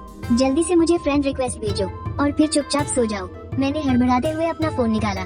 फ्रेंड? क्या QQ पर या फिर WeChat पर? चियुशु का ध्यान भटकना बहुत आसान था। अरे तुम्हें इन सब के बारे में भी पता है? मैं अचानक से अटक गया। नहीं, अगर नहीं पता होता तो वो अजीब बात होती, लेकिन तुम्हारी हालत को देखकर तो हाँ पता है। कंप्यूटर क्लास में बाकी बच्चे भी तो यही सब बातें करते हैं। उसने अपना वो पुराना सा डब्बा फोन निकाला और हिलाकर दिखाया। मेरे पास भी अपना QQ अकाउंट है। मैंने उस पुरानी सी खटारा स्क्रीन को देखा और पाया कि वो ऐप तो कब का बंद हो चुका था। फिर आखिरकार मेरी नजर उसकी आईडी पर गई।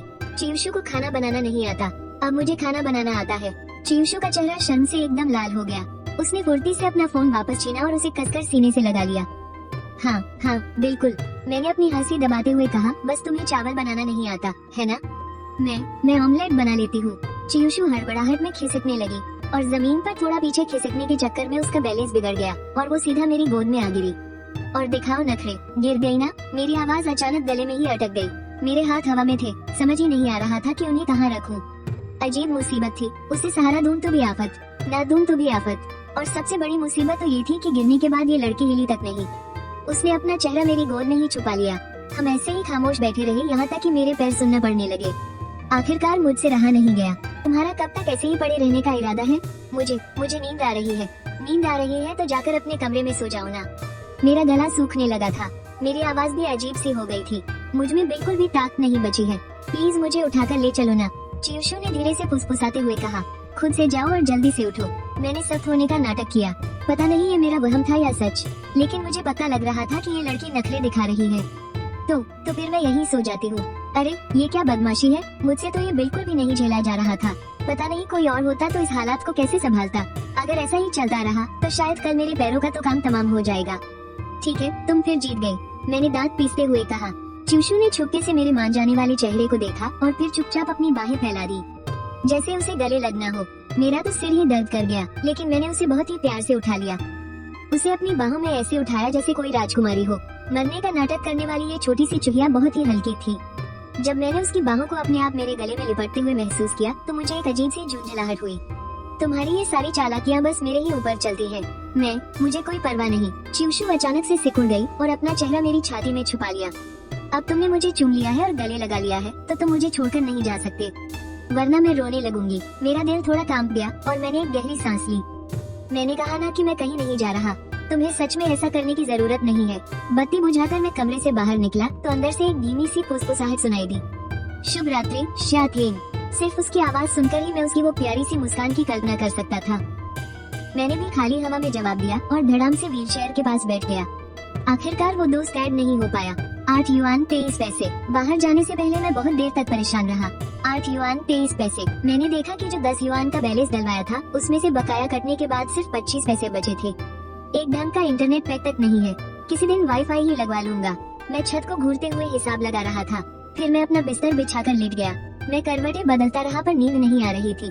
यहाँ सच में लेटने के बाद मुझे पहली बार गहराई से महसूस हुआ कि इस लड़की की जिंदगी सच में कितनी ज्यादा मुश्किल है। नहाते वक्त मैंने देखा कि घर में एक वाटर हीटर तक नहीं है। जब सर्दियाँ आएंगी तो वो कैसे गुजारा करेगी? इस बड़ी के बारे में तो सोचना ही बेकार है। पूरे घर में बस एक पुराना सा पंखा है जो कोने में धूल फांक रहा है। मेरे दिमाग में बहुत सी बातें घूमने लगी। मैं काफी देर तक करवटें बदलता रहा। फिर बाहर जाकर कई सिगरेट पीने के बाद जाकर मुझे थोड़ी बहुत नींद आई। सुबह होने तक मुझे ऐसा महसूस हो रहा था जैसे कोई मेरी जान के पीछे पड़ा हो। मैं घबराहट में बिस्तर से उठा। घबराकर जब मैंने समय देखा तो सुबह के सिर्फ 6 बज रहे थे। मैंने अपने चारों ओर देखा और मुझे फिर से एहसास हुआ कि मैं अभी भी इस अनजान घर में हूँ। मैंने शांति से चावल बनाए और कुछ सब्जी बना ली। मैं तैयार होकर बाहर निकलने ही वाला था, लेकिन जैसे ही मैंने दरवाजे का हैंडल पकड़ा, मुझे अचानक से अंदर एक अजीब सा खालीपन महसूस हुआ। मैंने बिना सोचे समझे अपने पीछे उस कमरे के दरवाजे को देखा। वो खालीपन काफी हद तक कम हो गया। मुझे एहसास हुआ कि मैं कुछ भूल रहा हूँ। मैंने जल्दी से एक स्टिकी नोट निकाला और उस पर लिखा, मैं काम पर गया हूँ, भागा नहीं हूँ। चावल बर्तन में है और सब्जी भी बना दी है जो 2 वक्त के लिए काफी है। मैं दबे पांव दरवाजे तक गया और उसे चिपका दिया। थोड़ा सोचने के बाद मुझे लगा कि ये काफी नहीं है। मैंने कुछ और पर्चियां लिखी और उन्हें ऐसी जगह चिपका दिया जहाँ से वो आसानी से देख सके। इसके बाद ही मुझे तसल्ली हुई और मैं वहाँ से निकला। बाहर निकलते ही मैंने सबसे पहले वाईफाई लगाने वाले भैया को फोन किया और दोपहर में आने का समय तय कर लिया। फिर मैं सीधा उस दुकान की तरफ गया जो देखने में कुछ खास अच्छी नहीं लग रही थी। ठीक सुबह के 8 बज रहे थे। मैं दुकान के बाहर खड़े होकर उस कसकर बंद शटर को घूरते हुए गहरी सोच में पड़ गया। कहीं ये दुकान बंद तो नहीं हो गई? मैंने लगभग 1 घंटे तक और इंतजार किया। तब जाकर मुझे एक जानी पहचानी आवाज सुनाई दी। अरे अंकल, इतनी सुबह सुबह यहाँ कौन सी तपस्या कर रहे हो? लिनले थोड़ी ही दूरी पर हाथ में नाश्ता पकड़े खड़ी थी। वो पूरे जोश में मुझे आवाज लगा रही थी। मैंने तंग आकर पूछा, बॉस आपकी दुकान आखिर कितने बजे खुलती है? 10 बजे। मैं 1 घंटा पहले आ गई हूँ। काफी मेहनती हूँ ना मैं? ये सुनकर मेरी तो जैसे सांस ही अटक गई, पर मैं कुछ बोल नहीं पाया। वैसे तुमने नाश्ता किया क्या? कुछ खा ले, लिनले ने अपने हाथ में पकड़ी चीजों को हिलाते हुए कहा। तभी जमीन पर बिखरे सिगरेट के टुकड़ों पर नजर पड़ी। अरे अंकल, तुमने 1 घंटे में आधा पैकेट फूंक दिया। फेफड़ों के कैंसर से डर नहीं लगता क्या? चलो पहले अंदर चलकर खाना खाते हैं। मैंने चुपचाप सिगरेट का टुकड़ा अपने जूते के नीचे कुचल दिया। खाना खाने के बाद ये बॉस मुझे सीधा वीडियो गेम खेलने के लिए खींच ले गई। नौकरी शुरू किए 2 दिन हो गए हैं और मैंने अब तक कोई ढंग का काम नहीं किया है। इस तरह वेले बैठे रहने से मुझे बहुत घबराहट हो रही थी। सुनिए बॉस, क्या हम कुछ काम का कर लें? वरना मुझे अंदर से बहुत अजीब लग रहा है। मुझसे आखिरकार रहा नहीं गया। काम? कैसा काम? तुम्हें अजीब क्यों लग रहा है? मुझे सच में समझ नहीं आ रहा था कि मैं उसे कैसे समझाऊं। मैंने किसी तरह हिम्मत जुटाकर कहा, मुझे बस ये डर सता रहा है कि एक कर्मचारी होने के नाते अगर मैं कंपनी के लिए कोई काम नहीं करूंगा तो मुझे निकाल दिया जाएगा। बस इतनी सी बात। उसने अपनी उंगलियों पर गिनवाते हुए मुझे दुनिया भर की बातें समझाई, जैसे अटेंशन इकोनॉमी और इमोशनल वैल्यू के कॉन्सेप्ट, और फिर सीधे QR कोड स्कैन करके मेरे खाते में 3000 रुपए की सैलरी डाल दी। तुम्हें बस पैसे न मिलने की चिंता थी ना? ये लो, इस महीने की सैलरी पहले ही रख लो। लिनले ने अपना फोन एक तरफ फेंक दिया। मैं बहुत देर तक सुनने रह गया। आखिर मैं ही क्यों? क्योंकि तुम सस्ते और टिकाऊ हो और थोड़े बुद्धू भी हो। लिनले की आंखें चमक उठी। अरे हाँ, मैंने देखा कि तुम्हें अपने हिसाब से ढाला जा सकता है। ये काफी मजेदार है। अगले कुछ दिनों में लिनले मुझे नए कपड़े दिलाने और हेयर कट करवाने ले गई। उसने मुझे एक थके हारे कॉर्पोरेट मजदूर से बदलकर एकदम तरोताजा और स्टाइलिश इंसान बना दिया। बाजार में मेरी मुलाकात अचानक मेरी एक्स गर्लफ्रेंड सुयू से हो गई। मुझे अकेला देखकर वो गलतफहमी में आ गई कि मैं उसी का इंतजार कर रहा था। हालात जब थोड़े अजीब हो रहे थे तभी लिनले हाथ में आइसक्रीम लिए वहाँ टपक पड़ी। उसने एकदम बनावटी और मीठी आवाज में ताना मारा, ओह तुम तो एक्स हो ना, फिर भी यहाँ असली बीवी होने का नाटक कर रही हो। उसने जोर से आइसक्रीम का पैकेट फाड़ा और मेरे मुंह में ठूस दी और आंख मारते हुए चिढ़ाकर बोली, ये मेरा पाला हुआ हैंडसम और खूंखार बॉयफ्रेंड है। सुयू की तो बोलती ही बंद हो गई और आखिर में वो पैर पटकते हुए गुस्से में वहाँ से चली गई। शुक्रिया, मैंने झिझकते हुए अपना सिर खुजलाया। अरे ये तो मेरे बाएं हाथ का खेल था ब्रो, लिनले ने स्टाइल में हाथ झटकते हुए कहा। वैसे तुम्हारी पसंद कुछ खास नहीं है यार, तुमने एक गोल्ड डिगर को चुना। मैंने अपना सिर पकड़ लिया। मुझे फिर से वही दर्द महसूस होने लगा था। लिनले ने सिर हिलाया। खैर छोड़ो, मैं तुम्हारी दुखती रग पर और हाथ नहीं रखूंगी। जब हम दुकान वापस लौटे तो दोपहर हो चुकी थी। प्रिंटर आ जाए तो फिर तुम्हें जमकर काम करना होगा। बिल्कुल बॉस। काम शब्द सुनते ही मेरे अंदर एकदम से जोश भर गया। उसके बाद मैं गहरी सोच में डूब गया। पता नहीं घर पर उस लड़की ने ठीक से खाना खाया होगा या नहीं। कहीं वो अकेले बैठे बैठे बोर होकर बाहर तो नहीं चली गई होगी। अगर मैं देर से घर लौटा तो कहीं वो ये ना सोच ले कि मैं उसे छोड़कर भाग गया हूँ। इन उलझे हुए ख्यालों के बीच मुझे अचानक से एहसास हुआ कि जब मैं उसके साथ होता हूँ तो वक्त कैसे पंख लगाकर उड़ जाता है, पता ही नहीं चलता।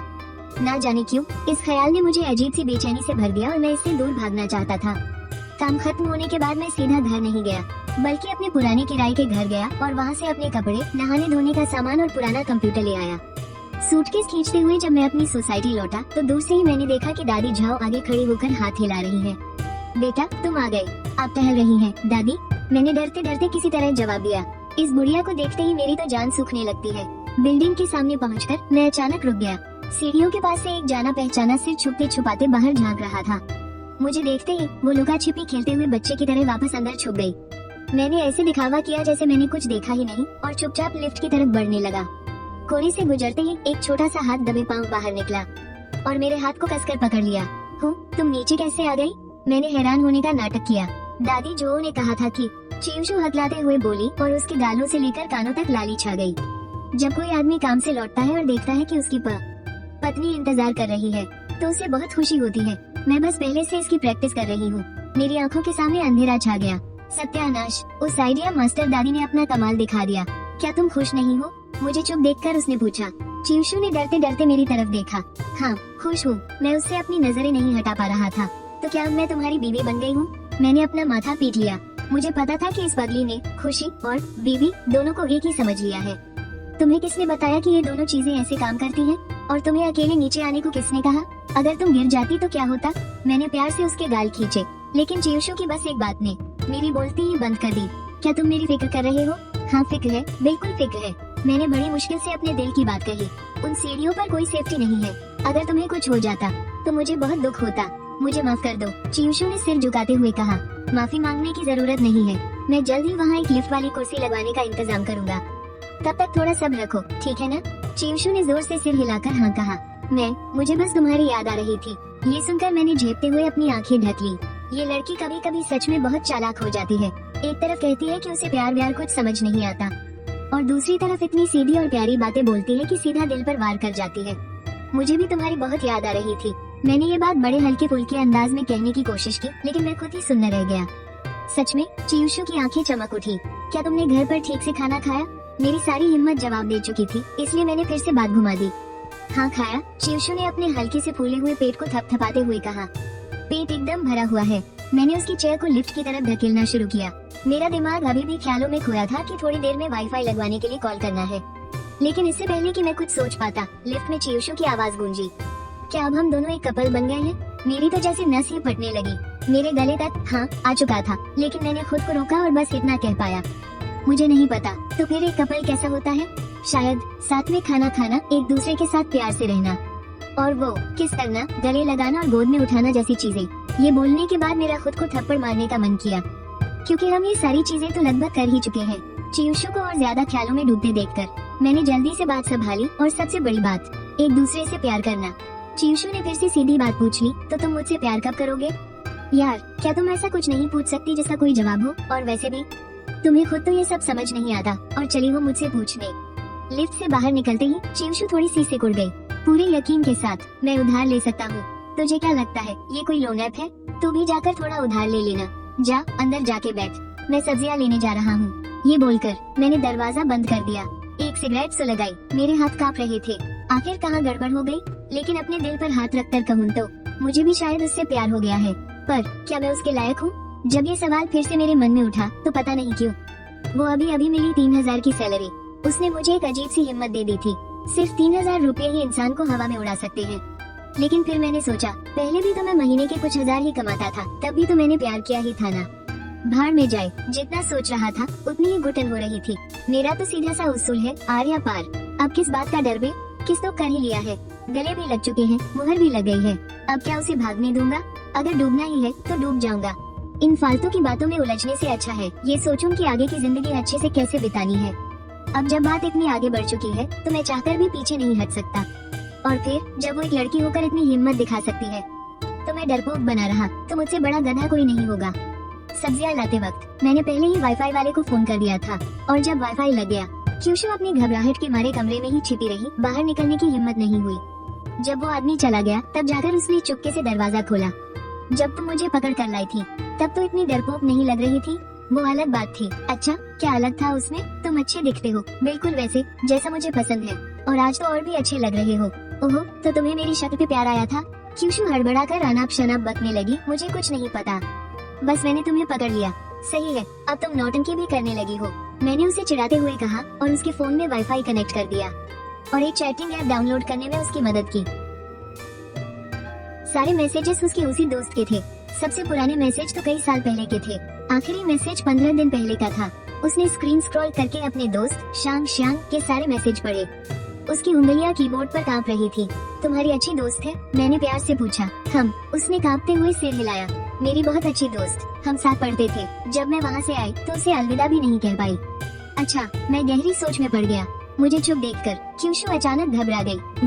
वो एक लड़की है। तुम मुझे छोड़ना मत। तुम इतनी घबरा क्यों रही हो? देखने से ही लग रहा है कि वो लड़की है। मैंने सामने वाले की उस अजीब सी मीम वाली प्रोफाइल फोटो को देखा। उधर क्यूशू झिझकते हुए काफी देर तक टाइप करती रही और आखिर में बस एक ही शब्द भेजा, मैं। उधर से तुरंत धमाका हुआ। 6 साल हो गए, इतनी मुश्किल से तेरी लाश जिंदा हुई है और तूने मुझे बस एक शब्द भेजा। क्यूशू ने फिर एक अक्षर टाइप किया। हाँ, सामने वाला पूरी तरह सन्न रह गया। फिर क्यूशू ने थोड़ी देर तक बहुत गहराई से सोचा। 1 2 3 एक एक शब्द उंगलियों से दबाते हुए लिखा। मुझे एक आदमी मिला है, उसने मुझे फोन खरीद कर दिया है। मैंने अपना उठा हुआ हाथ चुपचाप नीचे कर लिया। हे भगवान, सत्यानाश हो गया। इन दोनों पागलों को मिला दो तब भी आधा नॉर्मल इंसान नहीं बनेगा। खैर, उसके बाद के दिन मेरा और चीवशू का रिश्ता और भी गहरा होता जा रहा था। वो सोने से पहले मुझसे ढेर सारी बातें करती, इतनी मीठी मीठी बातें कि क्या बताऊं। और फिर इससे पहले कि मैं कुछ कह पाऊं, वो सो भी जाती थी। वो मेरी बाहों में छुपकर ड्राइंग बनाती, जिसमें वो मुझे एक मालिक और खुद को एक प्यारी सी सफेद बिल्ली दिखाती। जब मैं गुस्सा होता तो वो डर के मारे सहम जाती, लेकिन फिर भी इतनी जिद्दी थी कि अपनी बात से पीछे नहीं हटती। हमारे बीच कुछ बार झगड़े भी हुए। सबसे बड़ा झगड़ा तो तब हुआ जब उसने फिर से वही बात कह दी, तुम जा सकते हो, मेरी वजह से अपनी जिंदगी बर्बाद मत करो। ये सुनते ही मेरा पारा 7वें आसमान पर पहुंच गया। मैंने उसे खूब डांटा, लेकिन बाद में मुझे एहसास हुआ कि मैं भी उससे कुछ अलग नहीं था। मैं भी तो बार बार यही सोचकर परेशान रहता था कि मैं उसके लायक हूँ भी या नहीं। उस झगड़े के बाद हम दोनों और भी करीब आ गए, बिल्कुल वैसे ही जैसे बाद में दादी चाव ने कहा था, बिना लड़े दो लोग कभी एक दूसरे को सच में नहीं समझ सकते। मैं उसके पैरों की जांच के लिए उसे अस्पताल ले गया। डॉक्टर ने बताया कि ये पोलियो का असर है। अगर बचपन में ही सही इलाज मिल जाता तो आज वो बिल्कुल हम लोगों की तरह ठीक होती। और सटेम सील के पूरे इलाज में लगभग 10 से 20 लाख का खर्च आएगा। चीवशू ने वही तुरंत कह दिया कि उसे इलाज नहीं कराना।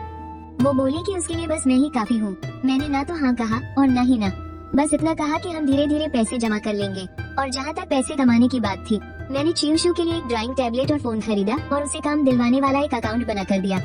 जल्दी ही किसी ने काम भी दे दिया। वो एक नया और संघर्ष करने वाला लेखक था, जिसे अपनी कहानी के किरदार का चेहरा बनवाना था। हर चित्र के 50 रुपए। भले ही ये पैसे ज्यादा नहीं थे, लेकिन चीवशू के लिए ये उसकी जिंदगी की पहली अपनी कमाई थी। जब उसे पैसे मिले तो वो खुशी से झूम उठी, मानो दुनिया की सारी खुशियाँ मिल गई हों। शिया तियान, मैंने पैसे कमाए हैं। उसने अपना फोन मेरी आंखों के सामने कर दिया। स्क्रीन पर 40 रुपए की कमाई साफ चमक रही थी। मैंने प्यार से उसके सिर पर हाथ फेरा और वो किसी बच्ची की तरह मुस्कुराती रही। तो क्या तुम मुझे किसी और नाम से बुलाकर मेरी तारीफ कर सकते हो? कौन सा नाम? मैंने अनजान बनते हुए पूछा। तुम्हें मुझे बीवी कहना होगा। मैं कोई छोटी मोटी दोस्त नहीं, मुझे अपने पति के मुंह से तारीफ सुननी है। हमने एक दूसरे से पक्का वादा किया है ना। उसकी इन प्यारी बातों ने मुझे खूब हंसाया। फिर भी शर्म से लाल होते हुए मैंने कह ही दिया, मेरी प्यारी बीवी, तुम बहुत कमाल हो। चीवशू की आंखें खुशी से बड़ी हो गई और फिर वो झट से मेरी बाहों में आ गिरी। बहुत ही प्यार और नजाकत से वो बोली, हम, मेरे प्यारे पति, कमाल तो तुम हो। तुमने ही मेरे लिए सही रास्ता ढूंढा है। थैंक यू मेरे पतिदेव। इधर मैं भी खाली नहीं बैठा था। लिनले ने मुझे एक सचा दिया था। तब मुझे ख्याल आया कि मैं असली सॉफ्ट विनाइल को बदलकर एक मुड़ने वाले मॉडल में ढाल सकता हूँ और इसका वीडियो बनाकर इंटरनेट पर डाल सकता हूँ। मैं अपने कॉलेज के रूममेट चिंगियांग के पास गया। उसकी हार्डवेयर की दुकान से मैंने पुट्टी, स्प्रे पेंट और कुछ रंग खरीदे और साथ ही एक पुराना कंप्यूटर भी घर ले आया। चीवशू ने मॉडल बनाने में जो हुनर दिखाया वो सच में हैरान करने वाला था। आधे घंटे से भी कम समय में उसने मेरी कई सारी तकनीकी उलझने सुलझा दी और वाटर कलर से उस मॉडल में रंग भी भर दिया। क्या ये ठीक लग रहा है? उसने अपनी भोली आंखों से मेरी तरफ देखते हुए पूछा। ये तो मेरी उम्मीद से भी कहीं ज्यादा अच्छा है। मैंने उसे कसकर अपनी बाहों में भर लिया।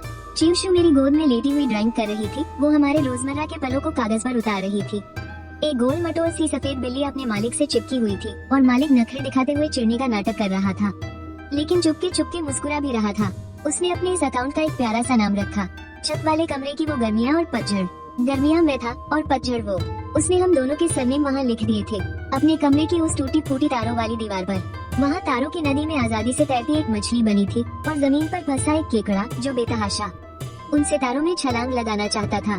उसने खुद को उस केकड़े के रूप में बनाया था जो आजादी के लिए तरस रहा था लेकिन अपनी जगह पर फंसा था। जिस पल मुझे उस पेंटिंग का मतलब समझ आया, मेरा गला सूखकर दर्द करने लगा। तुमने कुछ देखा क्या? उसकी आवाज में एक अजीब सा सुनापन था। मैंने मछली देखी, केकड़ा देखा, तारों की नदी देखी और वो थोड़े से लेकिन बहुत चमकते हुए सितारे भी। वो मुस्कुरा उठी, जैसे सूखे पेड़ में बाहर आ गई हो, जैसे जमी हुई नदी पिघल गई हो। मुझे लगता है मुझे सच में तुमसे प्यार हो गया है। मुझे भी, मैंने एक खुमारी में जवाब दिया और फिर वो मेरी बाहों में सो गई। कुछ पल झिझकने के बाद मैं खुद को रोक नहीं पाया और उसके चेहरे से बाल हटाए, उसके माथे को हल्के से चूमा और फिर धीरे से अपना हाथ बाहर निकाल लिया। दरवाजा बंद करके मैं चला गया। दिन ऐसे ही एक एक करके बीतते गए। चियूशू को अब आर्ट के लिए ज्यादा ऑर्डर्स मिलने लगे थे। उसने एनिमेटेड स्टिकर्स बनाना सीखना शुरू कर दिया था।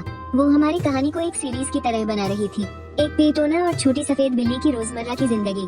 मैं भी सोशल मीडिया का काम समझने की कोशिश कर रहा था। मॉडल्स को कस्टमाइज करने का प्रोसेस शूट करता था और उसके शॉर्ट वीडियोस एडिट करता था। हालांकि अभी व्यूज बहुत कम आते थे, लेकिन कम से कम मैंने पहला कदम तो उठाया था।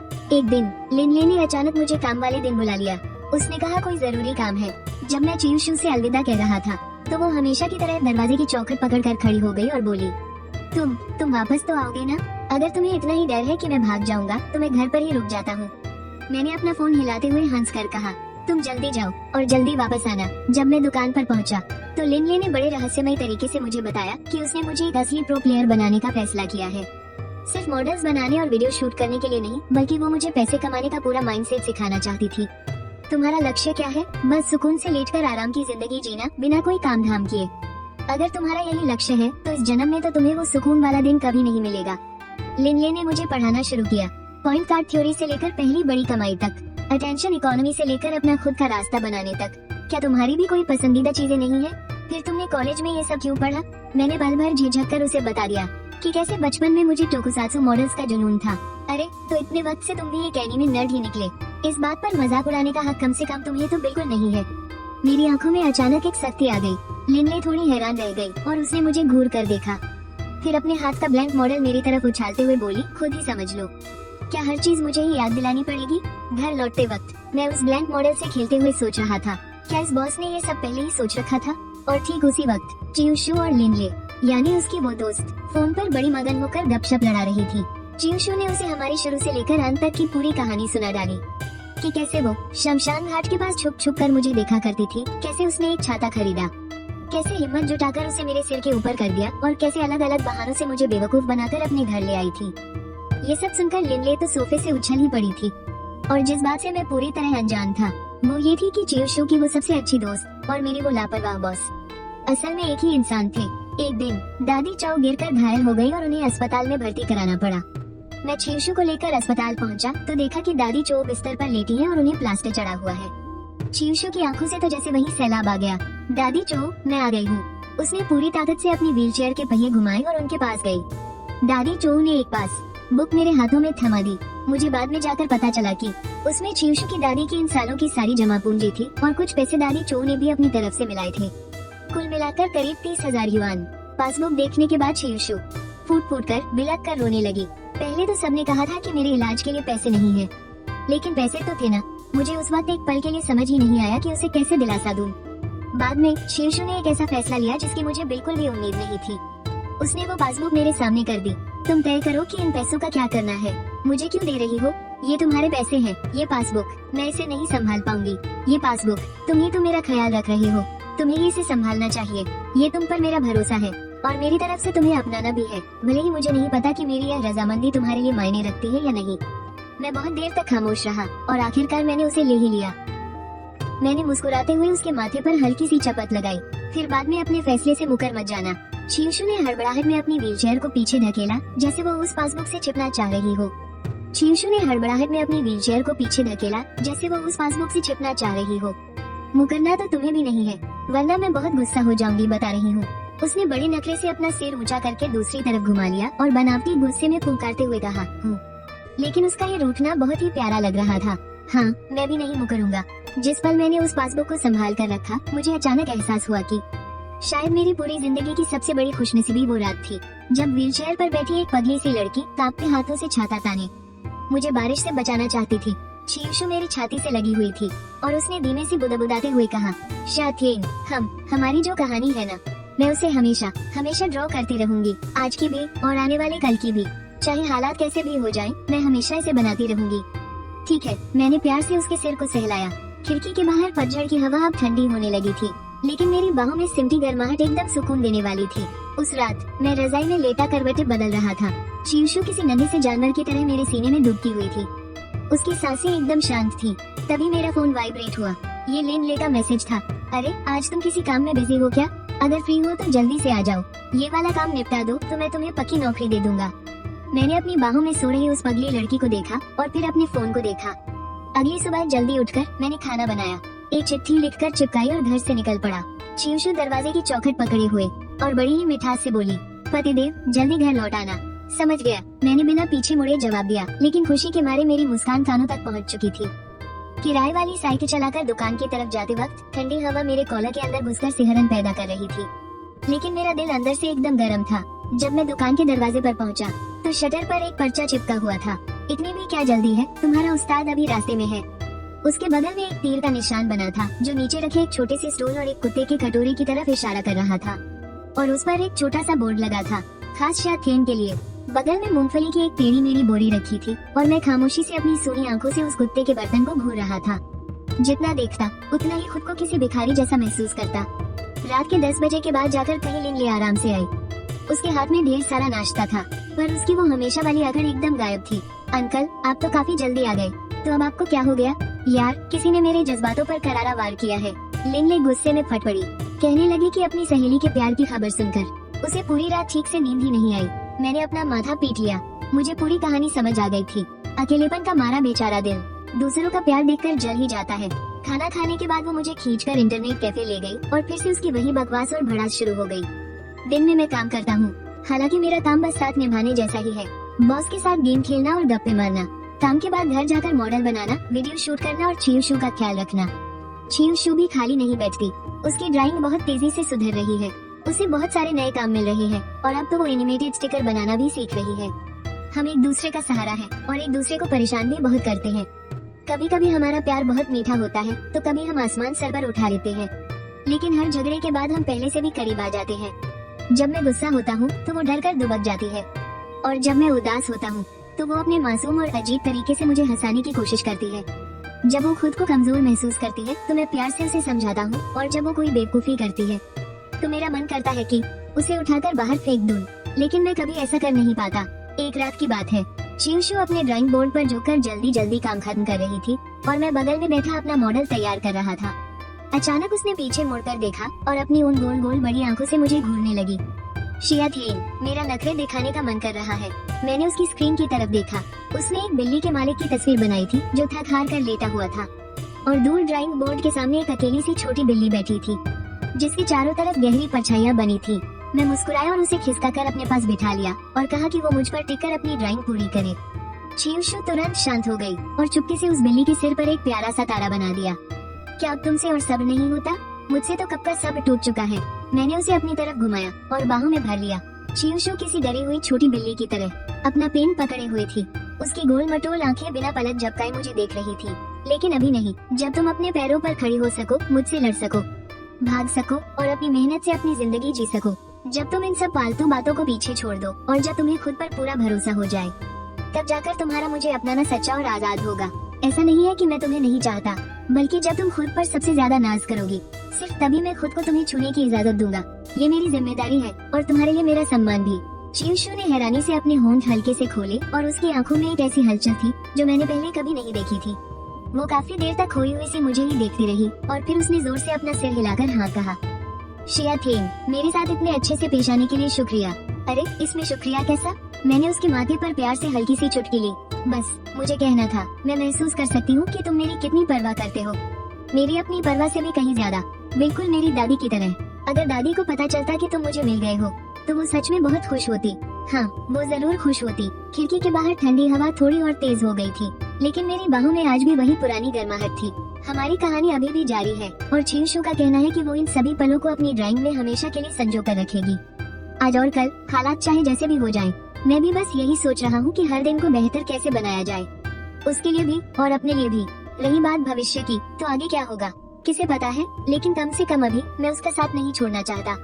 अचानक फोन वाइब्रेट हुआ। लेन का मैसेज था, 1 2 3। ओए, कल एक बहुत बड़ा काम है, जल्दी आजा। नहीं तो तेरी दिहाड़ी काट लूंगी। 1 2 3 B23। मैंने अपनी बाहों में सो रही चियूशू को देखा और प्यार से उसके बालों को कान के पीछे कर दिया। फिर मैंने मैसेज का जवाब दिया, समझ गया, आ रहा हूँ। रास्ते में जैसे जैसे मैं आगे बढ़ रहा था, मेरे दिल की धड़कनें तेज हो रही थी और मुझे बहुत घबराहट हो रही थी। कल ही तो मैंने चियूशू से वादा किया था कि आज उसे अस्पताल ले जाकर दादी चाव से मिलवाऊंगा। कल रात सोने से पहले हम दोनों रजाई में दुबके हुए थे और काफी देर तक इस बात पर चर्चा करते रहे कि पैसों को कैसे खर्च करना है। यहाँ तक कि रास्ते में बुक स्टोर जाने का भी प्लान बनाया था ताकि उसके लिए पढ़ाई की कुछ किताबें खरीद सके। मेरी ढेर सारी मीठी मीठी बातों, अरे नहीं, मेरे प्यार से समझाने के बाद आखिरकार उस पगली ने मन पक्का कर ही लिया था कि वो अपनी अब तक की सारी कमाई खुद को बेहतर बनाने में लगाएगी। लेकिन ऐसा करने से घर चलाने का पूरा बोझ फिर से मेरे कंधों पर आ गया था। हालांकि चियूशू को हर महीने 1000 से ज्यादा का वजीफा मिलता है और साथ में वो भारी भरकम बैंक की पासबुक भी है, लेकिन मैं जानता हूँ कि इन पैसों को हाथ लगाना ठीक नहीं होगा। वजीफे के पैसे तो मुश्किल वक्त के लिए बचा कर रखने होंगे और जहाँ तक उस पासबुक में रखे करीब 30,000 रुपयों का सवाल है, उन्हें तो बिल्कुल भी छुआ नहीं जा सकता। चियूशू की दादी के हिस्से को तो छोड़ ही दो, भले ही पासबुक मेरे पास है, लेकिन उन पैसों पर सिर्फ और सिर्फ चियूशू का ही हक है। और सबसे बड़ी मुसीबत तो ये है कि उसमें 10,000 से ज्यादा रुपये वो भी हैं जो दादी चौ ने चुप्पी से डाल दिए थे। इन पैसों के बारे में दादी चौ से आमने सामने बात करके उनसे वजह पूछने के बाद ही ये तय किया जा सकता है कि इन्हें रखना है या वापस करना है। लेकिन पंगा तो ये है कि मैंने इन मौके पर प्लान कैंसिल कर दिया। अगर सब कुछ ठीक रहता तो शायद आज ही इन सारी उलझनों को सुलझाया जा सकता था। और ये सब मैंने क्यों किया? सिर्फ अपने उस नाम मात्र के करियर के लिए। हालांकि शुरू से लेकर आखिर तक ये नौकरी मुझे बिल्कुल भी भरोसेमंद नहीं लगी, लेकिन फिर भी मेरे दिल ने इसी को चुना क्योंकि मैं बहुत अच्छे से जानता हूँ कि इस वक्त मुझे किस चीज की सबसे ज्यादा जरूरत है। अभी पैसों की जो तंगी चल रही है, शायद सिर्फ वो अमीर बॉस ही मुझे इसका कोई रास्ता दिखा सकती है। पर जब मैंने एक बार फैसला कर ही लिया था तो काम पर जाते हुए मेरे हर एक कदम के साथ मेरे दिमाग में दादी चौ से पहली मुलाकात की यादें ताजा हो रही थी। उनका वो चियूशू को पागलों की तरह ढूंढना, हमें खाना देते वक्त उनके चेहरे की वो प्यारी सी मुस्कान, अस्पताल के बिस्तर पर लेटे हुए भी हमारी फिक्र करना कि हमने खाना खाया या नहीं, और आखिर में मुंह फेर कर हमें वहाँ से जाने का वो इशारा करना। क्या मैंने कुछ गलत किया है? मैंने एक फीकी मुस्कान के साथ अपना सिर हिलाया। काश मैं जल्दी घर लौटकर उसे अस्पताल ले जा पाऊँ। और यही सब सोचते सोचते मुझे पता ही नहीं चला कि मैं दुकान के दरवाजे पर कब पहुँच गया। और जब मेरे पैर से सिगरेट के टुकड़ों से भरा वो कुत्ते का कटोरा टकराया, तब जाकर मैं होश में आया। मैंने जैसे ही सिर उठाकर देखा तो सोफे पर एक इंसान बिल्कुल बेजान लाश की तरह पसरा हुआ था। वो लिन ले थी। उसके बाल किसी चिड़िया के घोंसले जैसे उड़े हुए थे और आंखों के नीचे गहरे काले घेरे थे। वो मुझे बड़े ही गुस्से और अजीब सी नजरों से घूर रही थी। मैंने दुकान का दरवाजा धक्का देकर खोला और अंदर चला गया। हम दोनों बस एक दूसरे को घूरते रहे और एक शब्द भी नहीं बोले। मैंने किसी तरह हिम्मत जुटाई और बात शुरू की। अरे बॉस, अचानक मुझे इतनी जल्दी में यहाँ क्यों बुलाया? कुछ हुआ है क्या? लिनले किसी ज़ॉम्बी की तरह काफी देर तक बैठती रही और फिर बड़ी मुश्किल से अपना आधा शरीर उठाया और फिर धड़ाम से वापस गिर गई। उसने अपना चेहरा तकिए में छिपा लिया। पहले मुझे थोड़ी देर आराम करने दे। खाना कहाँ है? खाना? मैंने खाली मेज की तरफ देखा। इन बातों ने जैसे कोई बटन दबा दिया हो। लिनले अचानक भड़क उठी। मैं भी तो इसी बात से परेशान हूँ। वो जोर जोर से चिल्लाने लगी। मैंने फिर से अपना मुंह तकिए में छिपा लिया। आज नाश्ता बेचने वाली दादी ने अपनी दुकान नहीं लगाई। मैं बाहर से खाने का इंतजार कर रहा हूँ। वैसे यहाँ आसपास नाश्ते की और भी तो बहुत सी दुकानें हैं ना। तुम्हें उसी दुकान से क्यों खाना है? तुमसे मतलब? ठीक है बाबा, मुझे बस थोड़ी सी चिंता हो रही है। उन दादी को दिल की बीमारी है। कई सालों से ऐसा ही हो रहा है। जब भी वो दुकान नहीं लगाती है तो इसका मतलब है कि वो अस्पताल में भर्ती है। पता नहीं इस बार क्या हुआ होगा। उफ, मेरे मुंह से अचानक एक गहरी आह निकल गई। अभी तो दादी जो के साथ जो हुआ उससे हम बाहर निकले हैं। अगर काश बात सिर्फ दादी जो तक ही रहती। इस सब से मुझे अपने मम्मी पापा का भी ख्याल आने लगता है। इन बातों को लेकर मैं कुछ ज्यादा ही भावुक हो जाता हूँ। काश इस दुनिया में कोई बीमारी ही ना होती। लिनले ने अपनी आंखें घुमाकर मेरी तरफ देखा। वो मुझे बिना पलक झपकाए घूर रही थी। क्या हुआ? मुझे इस तरह देखे जाने से अजीब सी घबराहट होने लगी। कुछ नहीं, लेकिन तुम्हारे मुंह से ऐसी बच्चों वाली कोरी कल्पना सुनकर अजीब लग रहा है। अंकल, क्या आप वापस से बच्चे बन गए हो? थोड़ी देर में हमारा खाना आ गया। हम दोनों बिना कुछ बोले चुपचाप खाने लगे और जब तक आखिरी निवाला खत्म नहीं हो गया तब जाकर मैंने असली बात शुरू की। तो आज तुमने अचानक मुझे यहाँ क्यों बुलाया है? आखिर बात क्या है? ये सुनते ही लिनले के चेहरे के भाव एकदम से बदल गए। वो कुछ कहना चाहती थी पर लफ्ज उसके होठों पर ही अटक गए। जब उसने देखा कि मुझे उस पर गहरा शक होने लगा है तो वो झटके से खड़ी हो गई और मेरा हाथ पकड़कर मुझे खींचा। बकवास बंद करो और बस मेरे साथ चलो। हम दोनों ने सड़क पार की और एक पुरानी सी गली में मुड़ गए। उस गली में छोटी छोटी दुकानें भरी पड़ी थी जिनके बोर्ड के रंग उड़ चुके थे। किनारे लगे ठेलों से गरम गरम भाप उड़ रही थी। काम की वर्दी पहने हुए मजदूर 2-3 की टोलियों में छोटे स्टूल पर बैठकर नाश्ता कर रहे थे। लिनले जैसे ही उस गली में घुसी किसी ने बहुत प्यार से उसका हाल चाल पूछा। उसने मुस्कुराते हुए हाथ हिलाया। हाँ, मैंने खा लिया है, और बिना रुके वो आगे बढ़ती रही। उसने गली के अंदर एक खाली पड़े कोने की तरफ इशारा किया। ये वही जगह है जहाँ दादी रोज अपनी दुकान लगाती थी। मैंने वहाँ देखा तो बस कुछ फोल्डिंग मेज और कुर्सियाँ एक मोटी रस्सी से कसकर बंधी हुई थी और उन्हें दीवार के बीच की जगह में ठूंस दिया गया था। वहाँ कोई बोर्ड तक नहीं था। मुझे नहीं पता था कि यहाँ के लोग तुम्हें इतने अच्छे से जानते हैं। बिल्कुल, स्कूल के दिनों में मैं अक्सर यही आकर खाना खाया करती थी। आते जाते सबसे अच्छी जान पहचान हो गई, और वो जो दुकान बंद करने वाले अंकल है ना, उन्हें भी मैं पहले से जानती हूँ। दादी जो, वो पहले यही रहा करती थी। जो नाम सुनते ही और खाने के उस जाने पहचाने स्वाद को याद करके मेरे मन की वो अजीब सी उलझन और भी गहरी हो गई। उधर लिनले अपनी ही धुन में बोलती जा रही थी। मेरी एक दोस्त हुआ करती थी। स्कूल के बाद वो हमेशा यही अपनी फैमिली के काम से लौटने का इंतजार करती थी। मैं भी उसके साथ 2-4 बार यहाँ आई, और फिर मुझे भी यहाँ के खाने की आदत पड़ गई। उसके बाद जब कॉलेज खत्म हुआ तो मैंने पास वाली गली में अपनी एक दुकान खोल ली। तब मुझे पता चला कि दादी तो बहुत पहले ही यहाँ से जा चुकी है, लेकिन शुक्र है कि उनकी दुकान अभी भी वही थी। स्वाद बिल्कुल वैसा ही था, और इतने सालों में उन्होंने खाने के दाम भी नहीं बढ़ाए थे। फिर एक बार ऐसा हुआ कि दादी ने लगातार कई दिनों तक अपनी दुकान ही नहीं लगाई। जब वो वापस आई तब जाकर मुझे पता चला कि उनकी तबीयत दिन ब दिन बिगड़ती जा रही है। तो क्या तुम्हें पता है कि वो दादी अब कहाँ रहती है? सनशाइन सोसाइटी में, और उसी जगह तो अब क्यूशु भी रहती है। सब कुछ बिल्कुल आपस में जुड़ता हुआ लग रहा था। अगर दादी जुओ की तबीयत पहले से ही खराब थी तो वो मुझे और क्यूशु को साथ लाने के लिए जो भी उल्टी सीधी तरकीबें लगा रही थी, शायद उन दादी की नजरों में ये सब उनके जाने के बाद की तैयारियां थी। मैं जितना इसके बारे में सोच रहा था, मेरी घबराहट उतनी ही बढ़ रही थी। कल दादी जिस बेसुध और कमजोर हालत में थी, ज्यादातर चांस यही है कि ये सब गिरने की वजह से बिल्कुल नहीं हुआ। गिरना तो शायद बस एक नतीजा था, और शायद वो बूढ़ी अम्मा सिर्फ और सिर्फ क्यूशु के लिए ही उस जगह रहने गई थी। लेकिन उन्हें अपनी दुकान घर से इतनी दूर लगाने की कोई जरूरत नहीं थी। गली में लाइन में खड़े उन मजदूरों पर मेरी नजर पड़ी और मुझे अचानक सब समझ आ गया। उस लाइन के सबसे आगे कुछ लेबर कंपनियां थी। वे लोग बेताबी से अपनी जगह पर खड़े होकर काम मिलने का इंतजार कर रहे थे। मेरे पिता भी कभी इन्हीं में से एक हुआ करते थे। वो बूढ़ी अम्मा अभी भी इतनी दूर आकर अपनी दुकान लगाने की जिद करती हैं। इसकी वजह शायद यही है कि वो इन लोगों को अपने हाल पर नहीं छोड़ सकती। हम आगे बढ़ते रहे, कुछ और मोड़ पार किए। लिनले एक तेल मिल के सामने रुकी। वहाँ एक बूढ़े दादा कमर झुकाए चक्की खींच रहे थे। उनके गले में पड़े तौलिए से पसीने की बूंदें टपक रही थी। लिनले ने बड़ी जान पहचान वाले अंदाज में दादाजी का हाल चाल पूछा, और एक बोरी मूंगफली और एक पैकेट पीनट बटर मांगा। जब पैसे देने की बारी आई तो दादाजी ने जानबूझकर बहुत कम दाम बताया, लेकिन लिनले को ये बिल्कुल पसंद नहीं आया। उसने एकदम सीरियस होकर बकवास करनी शुरू कर दी। 150 और 15 मिलाकर साफ साफ 315 होते हैं। ये कहकर उसने झट से 300 से ज्यादा रुपए काउंटर पर पटके और बाहर की तरफ भाग गई। मैं हक्का बक्का सा उस भारी भरकम बोरी को कंधे पर उठाकर उसके पीछे भागा। ये चीज कम से कम 70-80 किलो की तो होगी। इसे उठाने में तो ये चीवशू उस पगली से भी ज्यादा भारी लग रही थी। शहर वापस लौटते समय लिनले फिर से एक सुविधा स्टोर में घुसी और कुछ खरीदारी की। बाहर आते हुए वो धीरे से झुंझलाते हुए बोली, धत तेरे की, उस आंटी ने तो कैलकुलेटर ही खरीद लिया। ये सुनकर मुझे अपनी सिगरेट का ऐसा धुआं लगा कि खांसी ही आ गई। इस बॉस ने शुरुआत में मुझे काम पर क्यों रखा था, मुझे अब थोड़ा थोड़ा समझ आ रहा था। शायद वो अपनी आंखों के सामने आने वाले हर उस इंसान के साथ ऐसा ही करती है जो मुसीबत में दिखता है। बॉस, आपका यह अचानक आया ख्याल आखिर कितनी बार अचानक आ चुका है? बस यूं ही मन किया तो कर दिया। सड़क किनारे किसी बिल्ली के बच्चे को खाना खिलाने जैसा ही तो है।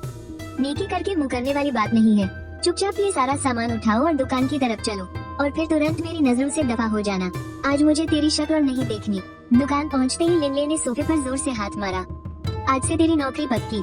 ये सुनते ही मुझे लगा कि चलो, यह मजदूरी करना भी वसूल हो गया। 2 घंटे से ज्यादा की माथापच्ची के बाद मैंने उसका वो डमी बेस मॉडल तैयार कर ही दिया। लिनले उस एकदम नए मॉडल को हाथ में लेकर बहुत खुश हुई। उसका चेहरा खुशी से खिल उठा था। बता, पक्की नौकरी की तनख्वाह कितनी चाहिए? 6000, 7000, 8000? उसकी आंखें चमक रही थी और वो मुझे ही देख रही थी। मैंने आखिर में कहा 4000। भले ही मुझे लग रहा था कि मैं इस लायक नहीं हूँ, लेकिन उन 1000 रुपयों से मैं और चीवशू हर वक्त की कंजूसी से निकलकर कम से कम हर रोज पेट भर खाना तो खा सकेंगे। लिनले मुझे ऐसे देख रही थी जैसे मैं कोई बेवकूफ हूँ, लेकिन फिर भी वो तुरंत मान गई, और बोनस के तौर पर उसने मुझे कुछ और मॉडल भी प्रिंट करके दे दिए। मैं खुशी खुशी दुकान से बाहर निकल आया। अभी ज्यादा दूर नहीं गया था कि मेरा फोन वाइब्रेट हुआ। स्क्रीन पर 1000 रुपए ट्रांसफर होने का मैसेज चमक रहा था। मैं उस रकम को देखकर काफी देर तक सुनने खड़ा रहा। फिर मैंने नीचे अपने हाथों में रखे उन 2 मॉडल्स को देखा और आखिरकार अपने दिमाग में आ रहे उन उटपटांग ख्यालों को दबा दिया। लेकिन फिर भी मेरे दिल में एक अनजानी सी धड़कन बढ़ने लगी। लिनले का वो बिना किसी हिचकिचाहट के मेरे इतने करीब आना, आज उसका मेरी पीठ से लगभग सट जाना। हालांकि वो मुझे सिर्फ एक अच्छा दोस्त या भाई ही मानती होगी, लेकिन फिर भी मैं कुछ कुछ सोचने से खुद को रोक नहीं पा रहा था। तभी मैंने झटके से हाथ उठाया और खुद को एक जोरदार थप्पड़ रसीद कर दिया। साले, तू सोच क्या रहा है? क्या तू इस लायक है? और लायक होने या न होने की बात तो दूर की है, क्या तू घर पर बैठी उस पगली के साथ ऐसा धोखा कर सकता है? मेरी छियोशु, वो भोली सी लड़की, मैं खुद को मिटा देना पसंद करूंगा, लेकिन उसे एक खरोंच भी आने देने के बारे में सपने में भी नहीं सोच सकता। जब मैं अपनी बिल्डिंग के नीचे पहुंचा तो दोपहर के 2 बज चुके थे।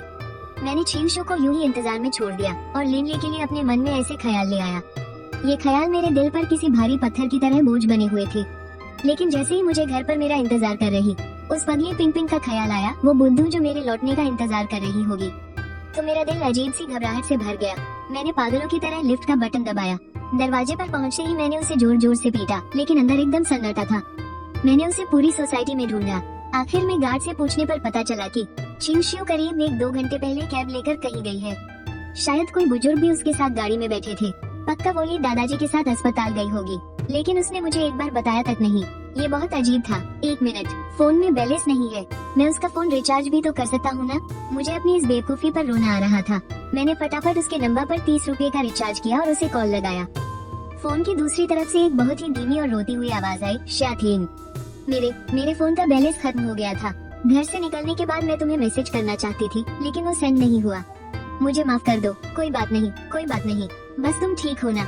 ये सुनकर मेरी जान में जान आई। तुम अभी कहाँ हो? अस्पताल में? हाँ, चोर दादी, वो हमें छोड़कर चली गई। ये शब्द किसी बर्फीले खंजर की तरह थे जिन्होंने मुझे उसी पल सुन्न कर दिया। छियोशु की आवाज में कोई रोना नहीं था, वो टूटी नहीं थी। उसकी आवाज में एक अजीब सी खामोशी थी। मुझे ही दादाजी ने बताया था, मुझसे कहा कि मैं आकर आखिरी बार उनसे मिल लूं। अभी पेपर वर्क चल रहा है, अंतिम संस्कार की तैयारी हो रही है। क्या तुम आओगे? जब मैं भागकर अस्पताल पहुंचा तो मेरी नजर सीधा छियोशु पर पड़ी। वो बिस्तर के पास बैठी थी। उसके दोनों हाथ चोर दादी के ठंडे पड़ चुके हाथों को कसकर रगड़ रहे थे। उसने मेरी तरफ मुड़कर देखा। उसकी सूजी हुई और बेजान आंखों में मुझे देखते ही एक हल्की सी कंपन हुई। तुम आ गए? हाँ, अब तुम्हें और हिम्मत दिखाने की जरूरत नहीं है। वो आखिरकार मेरे गले लग गई और खामोशी से सिस सिस कर रोने लगी। जब तक अंधेरा नहीं हो गया, ली दादाजी को घर भेजने के बाद और शमशान घाट से अस्थियों का कलश लेकर बाहर निकलने तक छियोशु थोड़ी शांत हो चुकी थी। लेकिन उसने मुझसे जो सवाल पूछा उसने मेरा दम ही घोट दिया। जो भी मुझसे प्यार करते हैं, जो मेरी परवाह करते हैं, वो सब मुझे छोड़कर चले जाते हैं। क्या एक दिन तुम भी मुझे छोड़कर चले जाओगे? मैं तुरंत जवाब देना चाहता था, लेकिन शब्द मेरे गले में ही अटक गए। मैंने मजाक के लहजे में कहा, अरे इंसान अमर थोड़ी होता है, और वैसे भी मैं तुमसे उम्र में इतना बड़ा हूँ। हिसाब लगाया जाए तो पक्का मैं ही तुमसे पहले दुनिया से जाऊंगा ना। चलो अब फालतू बातें सोचना बंद करो। मैंने झट से उसकी बात काटी और उसकी व्हीलचेयर आगे बढ़ाने लगा। चलो तुम्हें समंदर किनारे ले चलता हूँ। हम उत्तर दिशा की तरफ निकल पड़े। हवा बहुत तेज हो गई थी। छियोशु अपनी व्हीलचेयर में सिकुड़ कर बैठ गई। उसका शरीर हल्का हल्का कांप रहा था। मैंने अपना जैकेट उतारकर उसके सिर पर डाल दिया। वो मुझे जैकेट वापस देना चाहती थी, लेकिन मैंने उसे साफ मना कर दिया। तुम्हारे दिल के दर्द को तो मैं कम नहीं कर सकता, लेकिन कम से कम इस जैकेट से तुम्हारे शरीर को तो गर्माहट मिलेगी। लाइट हाउस के पास वाले पुल पर पहुंचकर मैंने उसकी व्हीलचेयर को समंदर की तरफ घुमा दिया। छियोशु ने कलश खोला और अपनी मुट्ठियों में भर भर कर अस्थियां समंदर में बहाने लगी। उसके हाथ बहुत तेजी से चल रहे थे, जैसे कोई खेतों में बीज बो रहा हो। क्या तुम थोड़ी सी अस्थियां पास नहीं रखोगी? मैं बस ये चाहती हूँ कि दादी को अब मेरे लिए और परेशान न होना पड़े। लेकिन आखिर में उसने थोड़ी सी अस्थियां अपने पास रखी ली। बाद में मैं उसे बीच पर ले गया। मैंने उसे अपनी गोद में उठा लिया ताकि उसके पैर समंदर के पानी को छू सके। मैं खड़ी हो गई। छियोशु की आंखें खुशी से बड़ी हो गई। तो अपने पैरों पर खड़े होने का ऐसा एहसास होता है, तो मैं सिर्फ तुम्हारी गर्दन तक ही आती हूँ।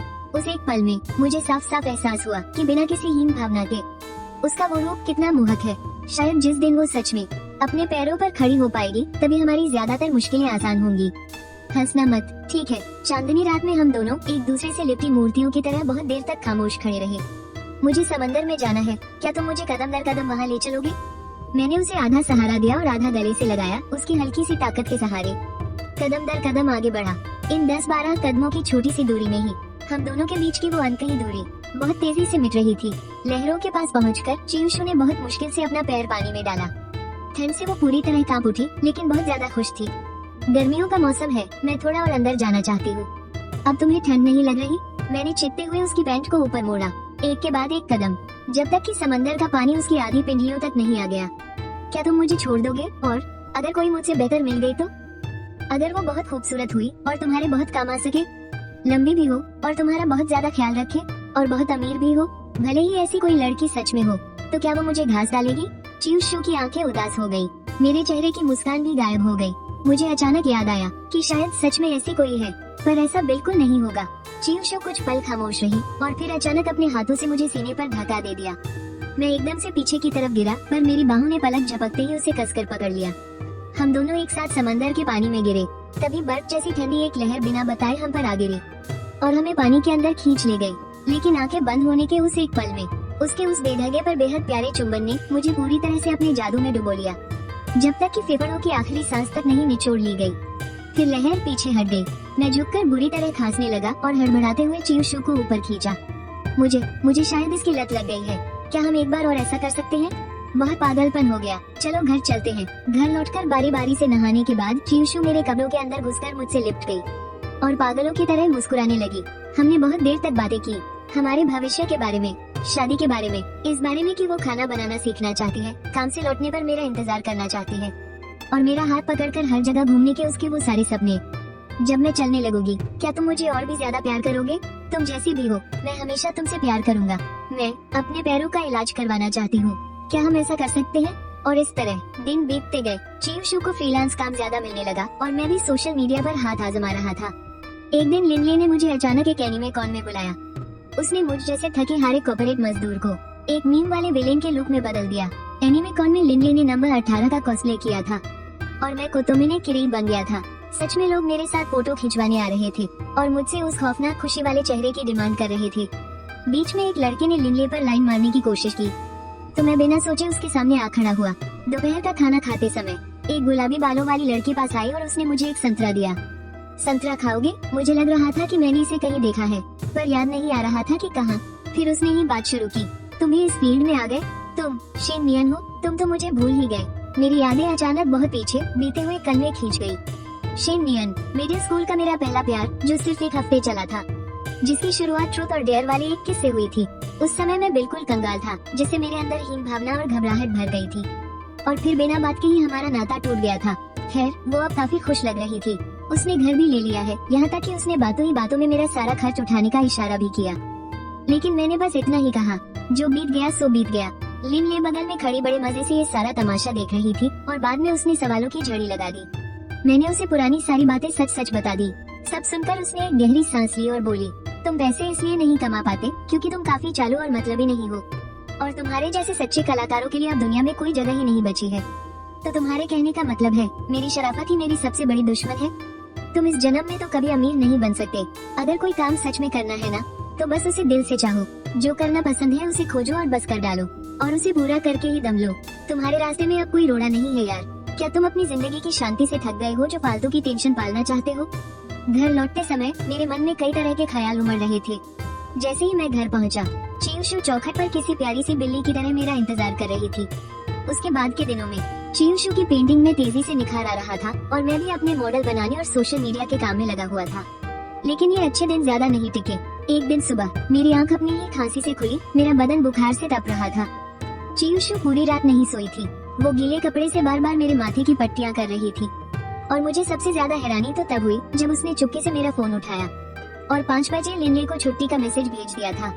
मुझे माफ करना, मुझे बिना पूछे तुम्हारी तरफ से ये फैसला नहीं लेना चाहिए था। इसे एक अदला बदली ही मान लो।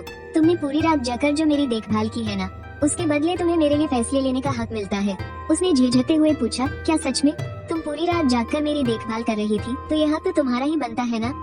वो मुस्कुराई और फिर वो अपनी जिंदगी में पहली बार खुद से बनाए हुए भुर्जी अंडे ले आई। हालांकि देखने में वो थोड़े ज्यादा पके हुए लग रहे थे, लेकिन उसमें सोया सॉस डला हुआ था, जिसकी वजह से उनका स्वाद सच में काफी अच्छा था। क्या ये सच में स्वादिष्ट है? तुम खुद ही खाकर देख लो ना। चीयूशू ने डरते डरते एक निवाला खाया। उसके चेहरे के भाव एकदम शांत हो गए और उसके तने हुए कंधे भी राहत से झुक गए। मेरी तबीयत ठीक होने के बाद मैं चीयूशू को रिहैब ट्रेनिंग के लिए ले जाने लगा। वो अंदर से बुरी तरह डरी हुई थी, लेकिन फिर भी उसने हिम्मत नहीं हारी और डटी रही। एक दिन बहुत बर्फ गिर रही थी। मैं उसे अपनी पीठ पर बैठाकर बर्फ में खेलने के लिए बाहर ले गया। वो खुशी से पागल हो रही थी। उसने बर्फ में छोटे छोटे गड्ढे बनाए और 2 स्नोमैन भी खड़े किए। फिर उसने मेरे साथ फोटो खिंचवाने की भी जिद की। मुझे थोड़ा डर लगा, पर इस बार प्यार की जीत हुई। उसने पहली बार खुद से कैमरे की तरफ देखकर पोज दिया। हालांकि उसके हाथ कांप रहे थे, लेकिन फिर भी उसने फोटो क्लिक कर ही दी। उस फोटो में वो अपना प्यारा सा चेहरा उठाकर मेरी तरफ देख रही थी और मैं किसी कॉलेज की ग्रुप फोटो की तरह बिल्कुल पत्थर सा खड़ा था। एकदम बुद्धू सा। हमारी जिंदगी प्यार और भागदौड़ के बीच बहुत तेजी से आगे बढ़ रही थी। चियूशू के शॉर्ट वीडियो अब पहले से भी बेहतरीन हो रहे थे और उसे मिलने वाले काम भी धीरे धीरे बढ़ रहे थे। एक दिन उसने एक गोगो गागा वाली वीडियो देखी और पागलपन में आकर खुद भी वैसी ही एक वीडियो रिकॉर्ड कर ली। उस पर तो 8000 से ज्यादा व्यूज आ गए। क्या मैं फेमस हो गई हूँ? पक्की बात है, तुम थोड़ी बहुत वायरल तो हो ही गई हो। तुमने अनजाने में ही सही पर एकदम हिट ट्रेंड पकड़ लिया है। और उसी दौरान मुझे भी अपने सोशल मीडिया पर पहला कस्टम ऑर्डर मिल गया। एक फैन को हेसी राइडर सीरीज के मॉडल्स का एक सेट चाहिए था, एक पीस के 300 रुपए। ये पहली बार था जब मैंने अपनी कारीगरी से इतने अच्छे पैसे कमाए थे। लेकिन जब सब कुछ ठीक होता हुआ लग रहा था तभी कुछ राज सामने आने लगे। लिनले मुझे शहर के पास एक बस्ती में मछुआरों के एक खुफिया अड्डे पर ले गई। वहाँ हम उसके चाचा से मिले जो उसी की तरह लापरवाह थे। फिर चाचा भतीजी के बीच खूब नोकझोंक होने लगी। उन्हें देखकर मुझे समझ आ गया कि यह अजीब आदत उनके खानदान में ही है। खाना खाने के बाद लिनले अचानक से गंभीर हो गई।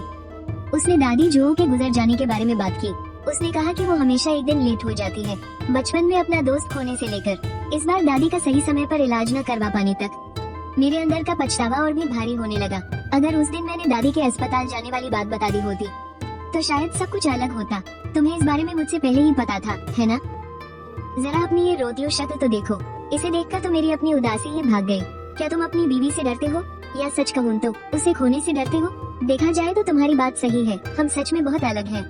मुझे बचपन से कभी भी रोटी कपड़े की चिंता नहीं करनी पड़ी, इसलिए मैं हमेशा से जानती थी कि मुझे क्या करना है। पर तुम अलग हो, तुम्हें अपनी रोजी रोटी के बारे में सोचना पड़ता है। लेकिन मुझे इन सब बातों से कोई फर्क नहीं पड़ता। हम दोस्त हैं, तो अपने मन में बातें दबाकर मत रखा करो। क्या तुम्हें लगता है कि मैं तुम्हारी दोस्त बनने के लायक नहीं हूँ? अगर कभी मैंने तुम्हें छोड़ा भी ना तो भी तुम्हारे लिए कोई अच्छा जुगाड़ ढूंढ कर ही जाऊंगी। जब हम दुकान से बाहर निकले तो उसने मेरे हाथ में एक थैला थमा दिया। उसमें 2 विदेशी सिगरेट के पैकेट और एक नया स्मार्टफोन था। अगर नहीं चाहिए तो फेंक देना। घर वापस आकर मैं काफी देर तक सोचता रहा और फिर मैंने सच बताने का फैसला किया। ये बॉस ने दिया है। मैंने वो थैला चियूशू के सामने रख दिया। उसने अपने हाथ में पकड़ा फोन कसकर दबाया और बेरुखी से हामी भरी। लेकिन अगले ही पल वो मेरे ऊपर झपटी और मुझे जमीन पर गिरा दिया। मैं खुश नहीं हूँ, लेकिन बस थोड़ी सी नाराज हूँ। कम से कम तुमने खुद से मुझे सच बता दिया तो अब मैं फिर से खुश हूँ। उस रात हमने बहुत सारी बातें की। चियूशू ने अचानक मुझसे एक अजीब सा सवाल पूछा। मेरी एक दोस्त है, वो किसी को पसंद करती है जो किसी दूसरे शहर में रहता है, और उसकी एक और दोस्त है जो उसी इंसान के शहर में रहती है, लेकिन उसे उन दोनों के रिश्ते के बारे में नहीं पता। अब मेरी दोस्त जिसे पसंद करती थी उसके साथ एक हादसा हो गया और वो उसके पास नहीं जा सकती थी। तो उसने अपनी उस दूसरी दोस्त को उसकी देखभाल के लिए भेज दिया और उसे कहा कि वो उसके करीब जाने की कोशिश करे। क्या इसे अपनी दोस्त का फायदा उठाना कहेंगे? मैंने पूछा, क्या तुम्हारी ये दोस्त वही पुरानी वाली है? पर तुम्हारी इस दोस्त का बॉयफ्रेंड कब बना और तुम अचानक उसके बारे में क्यों पूछ रही हो? क्या वो अब भी किसी से प्यार करती है? ये सुनकर मैं एकदम सुनने रह गया। क्या ये सब सच में सिर्फ एक इत्तेफाक था? लेकिन आखिर में मैंने और सवाल न पूछने का ही फैसला किया, क्योंकि सच चाहे जो भी हो अंजाम तो वही रहना था।